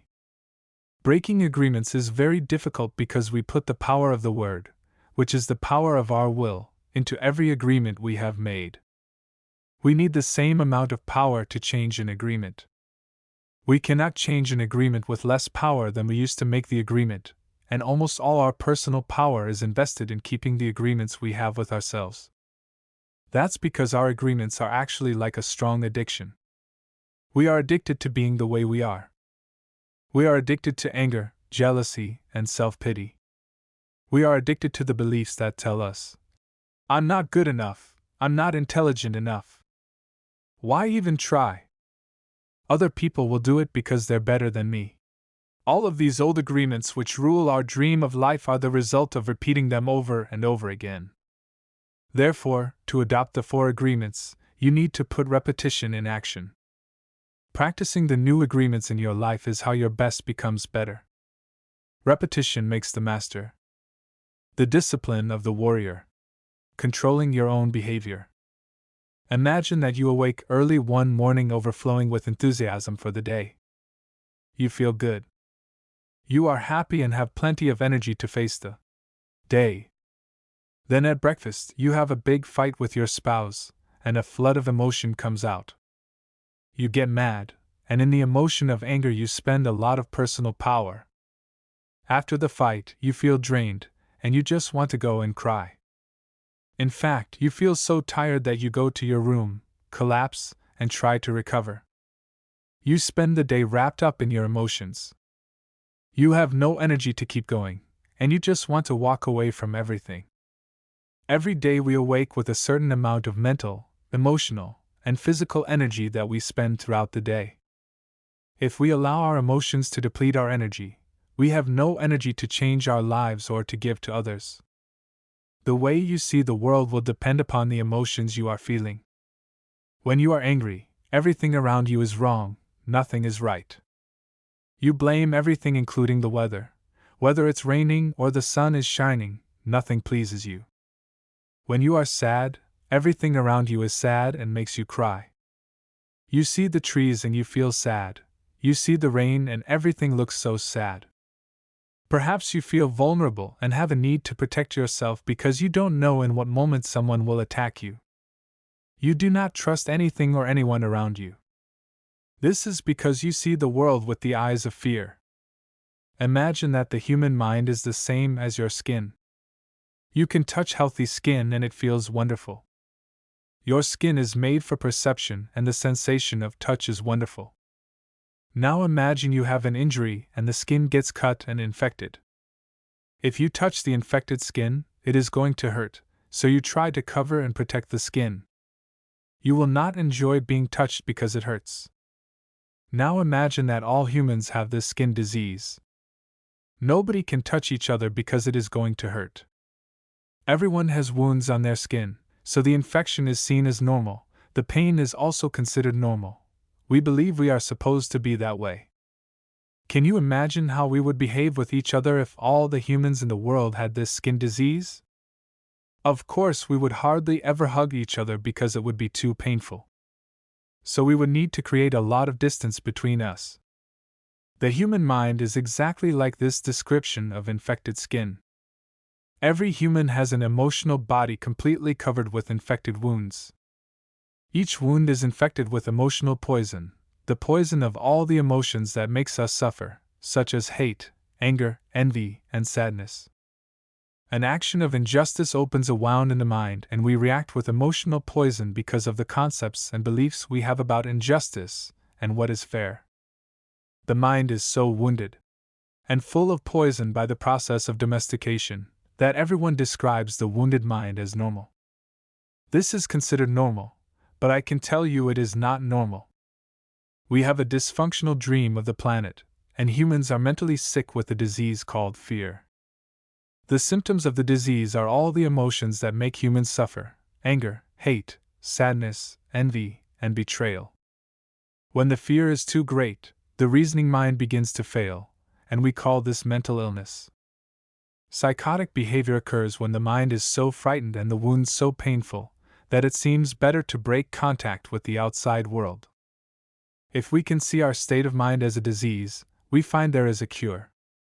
We don't have to suffer any longer. First, we need the truth to open the emotional wounds, take the poison out, and heal the wounds completely. How do we do this?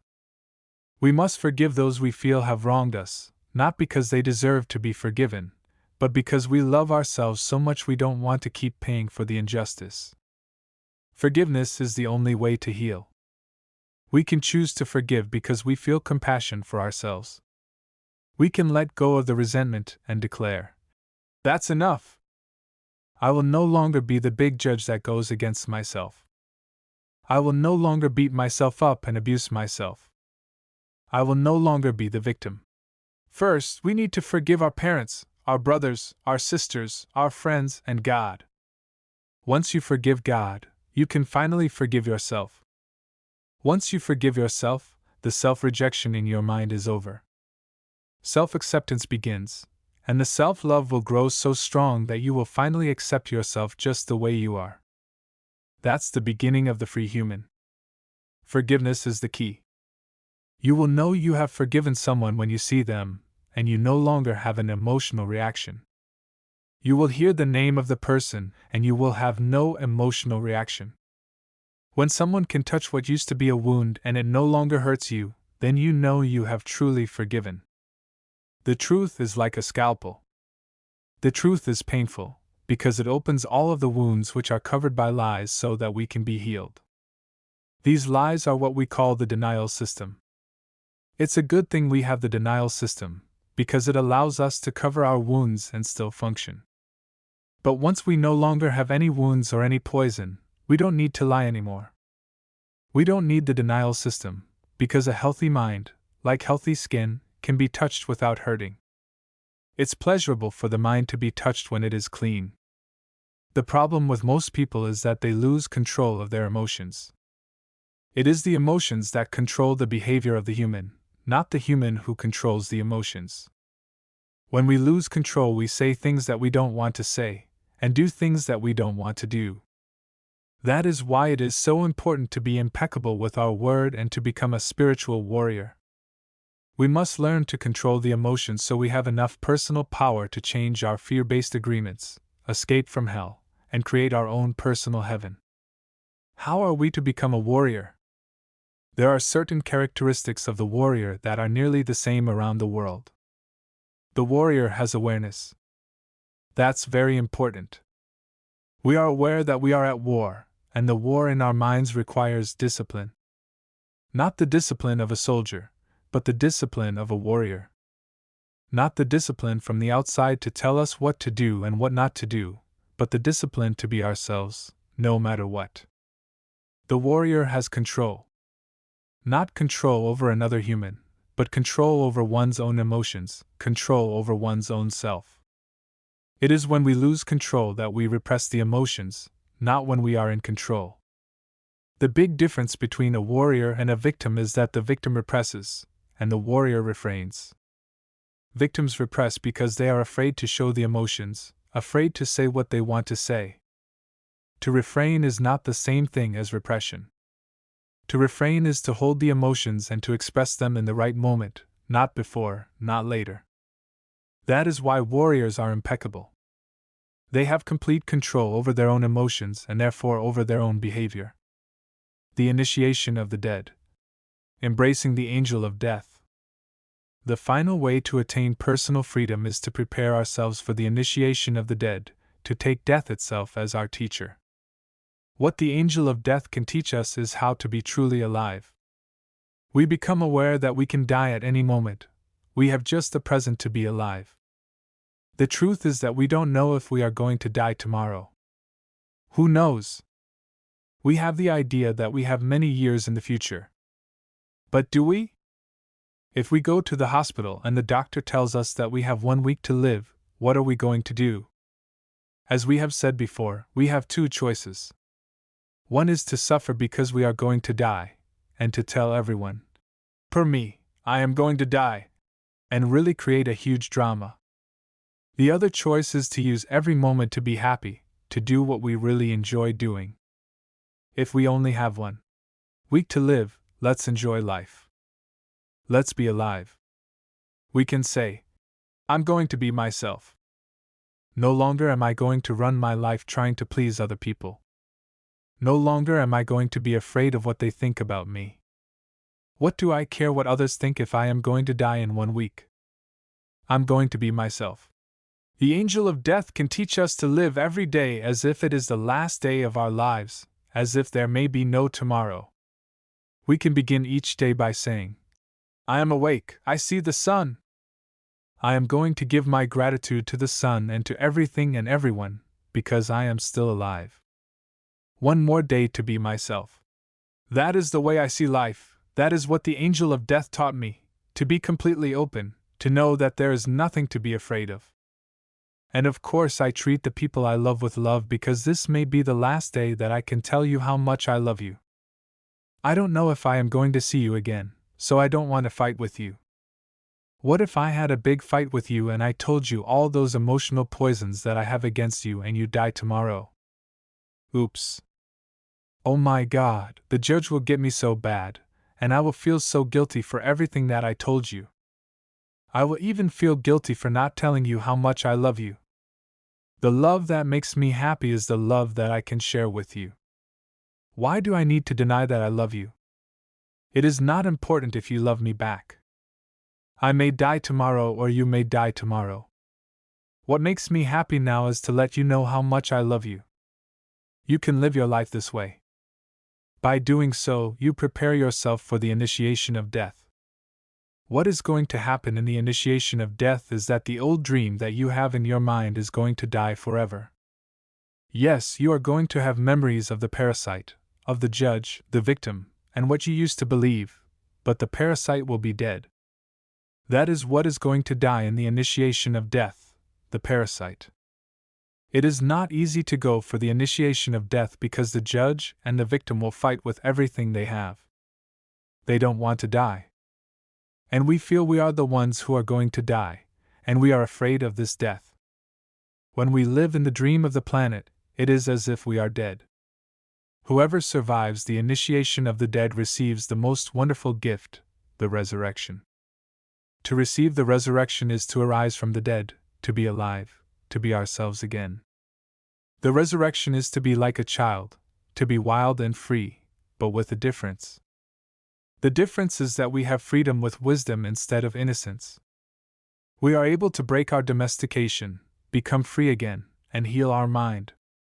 We surrender to the angel of death, knowing that the parasite will die and we will still be alive with a healthy mind and perfect reason. Then we are free to use our own mind and run our own life. That is what, in the Toltec way, the angel of death teaches us. The angel of death comes to us and says, "You see, everything that exists here is mine, it is not yours. Your house, your spouse, your children, your car, your career, your money, everything is mine and I can take it away when I want to, but for now you can use it." If we surrender to the angel of death, we will be happy forever and ever. Why? Because the angel of death takes the past away in order to make it possible for life to continue. For every moment that is past, the angel of death keeps taking the part that is dead, and we keep living in the present. The parasite wants us to carry the past with us, and that makes it so heavy to be alive. When we try to live in the past, how can we enjoy the present? When we dream of the future, why must we carry the burden of the past? When are we going to live in the present? That is what the angel of death teaches us to do. Chapter 7. The New Dream. Heaven on Earth. I want you to forget everything you have learned in your whole life. This is the beginning of a new understanding, a new dream. The dream you are living is your creation. It is your perception of reality that you can change at any time. You have the power to create hell, and you have the power to create heaven. Why not dream a different dream? Why not use your mind, your imagination, and your emotions to dream heaven? Just use your imagination and a tremendous thing will happen. Imagine that you have the ability to see the world with different eyes, whenever you choose. Each time you open your eyes, you see the world around you in a different way. Close your eyes now, and then open them and look outside. What you will see is love coming out of the trees, love coming out of the sky, love coming out of the light. You will perceive love from everything around you. This is the state of bliss. You perceive love directly from everything, including yourself and other humans. Even when humans are sad or angry, behind these feelings you can see that they are also sending love. Using your imagination and your new eyes of perception, I want you to see yourself living a new life, a new dream, a life where you don't need to justify your existence, and you are free to be who you really are. Imagine that you have permission to be happy and to really enjoy your life. Your life is free of conflict with yourself and with others. Imagine living your life without fear of expressing your dreams. You know what you want, what you don't want, and when you want it. You are free to change your life the way you really want to. You are not afraid to ask for what you need, to say yes or no to anything or anyone. Imagine living your life without the fear of being judged by others. You no longer rule your behavior according to what others may think about you. You are no longer responsible for anyone's opinion. You have no need to control anyone, and no one controls you either. Imagine living your life without judging others. You can easily forgive others and let go of any judgments that you have. You don't have the need to be right, and you don't need to make anyone else wrong. You respect yourself and everyone else, and they respect you in return. Imagine living without the fear of loving and not being loved. You are no longer afraid to be rejected, and you don't have the need to be accepted. You can say, "I love you," with no shame or justification. You can walk in the world with your heart completely open, and not be afraid to be hurt. Imagine living your life without being afraid to take a risk and to explore life. You are not afraid to lose anything. You are not afraid to be alive in the world, and you are not afraid to die. Imagine that you love yourself just the way you are. You love your body just the way it is, and you love your emotions just the way they are. You know that you are perfect just as you are. The reason I ask you to imagine these things is because they are all entirely possible. You can live in the state of grace, the state of bliss, the dream of heaven. But in order to experience this dream, you must first understand what it is. Only love has the ability to put you in that state of bliss. Being in bliss is like being in love. Being in love is like being in bliss. You are floating in the clouds. You are perceiving love wherever you go. It is entirely possible to live this way all the time. It is possible because others have done it, and they are no different from you. They live in bliss because they have changed their agreements, and are dreaming a different dream. Once you feel what it means to live in a state of bliss, you will love it. You will know that heaven on earth is truth, that heaven truly exists. Once you know that heaven exists, once you know it is possible to stay there, it's up to you to make the effort to do it. 2,000 years ago, Jesus told us about the kingdom of heaven, the kingdom of love, but hardly anyone was ready to hear this. They said, "What are you talking about? My heart is empty. I don't feel the love that you are talking about. I don't feel the peace that you have. You don't have to do this." Just imagine that his message of love is possible, and you will find that it is yours. The world is very beautiful and very wonderful. Life can be very easy when love is your way of life. You can be loving all the time. This is your choice. You may not have a reason to love, but you can love because to love makes you so happy. Love in action only produces happiness. Love will give you inner peace. It will change your perception of everything. You can see everything with the eyes of love. You can be aware that there is love all around you. When you live this way, there is no longer a fog in your mind. The method has gone on a permanent vacation. This is what humans have been seeking for centuries. For thousands of years we have been searching for happiness. Happiness is the lost paradise. Humans have worked so hard to reach this point, and this is part of the evolution of the mind. This is the future of humanity. This way of life is possible, and it's in your hands. Moses called it the Promised Land, Buddha called it Nirvana, Jesus called it heaven, and the Toltecs call it a new dream. Unfortunately, your identity is mixed with the dream of the planet. All of your beliefs and agreements are there in the fog. You feel the presence of the parasite and believe it is you. This makes it difficult to let go, to release the parasite and create the space to experience love. You are attached to the judge, attached to the victim. Suffering makes you feel safe because you know it so well. But there is really no reason to suffer. The only reason you suffer is because you choose to suffer. If you look at your life, you will find many excuses to suffer, but a good reason to suffer you will not find. The same is true for happiness. The only reason you are happy is because you choose to be happy. Happiness is a choice, and so is suffering. Maybe we cannot escape from the destiny of the human, but we have a choice: to suffer our destiny or to enjoy our destiny. To suffer or to love and be happy. To live in hell or to live in heaven. My choice is to live in heaven. What is yours? Prayers. Please take a moment to close your eyes, open your heart, and feel all the love that comes from your heart. I want you to join with my words in your mind and in your heart to feel a very strong connection of love. Together, we are going to do a very special prayer to experience a communion with our Creator. Focus your attention on your lungs, as if only your lungs exist. Feel the pleasure when your lungs expand to fulfill the biggest need of the human body, to breathe. Take a deep breath and feel the air as it fills your lungs. Feel how the air is nothing but love. Notice the connection between the air and the lungs, a connection of love. Expand your lungs with air until your body has the need to expel that air. And then exhale, and feel the pleasure again. Because when we fulfill any need of the human body, it gives us pleasure. To breathe gives us much pleasure. Just to breathe is enough for us to always be happy, to enjoy life. Just to be alive is enough. Feel the pleasure to be alive, the pleasure of the feeling of love. Prayer for freedom. Today, Creator of the universe, we ask that you come to us and share with us a strong communion of love.